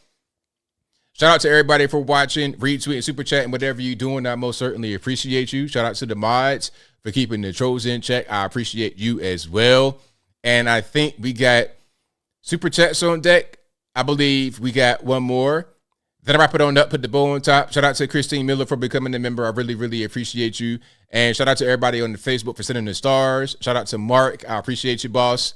And shout out to Christine, Alma, everybody. Angela. Shout out to you guys for rocking and rolling with me on the Facebooks. And I think that will be a wrap. So until next time, y'all be safe. I'm out and peace.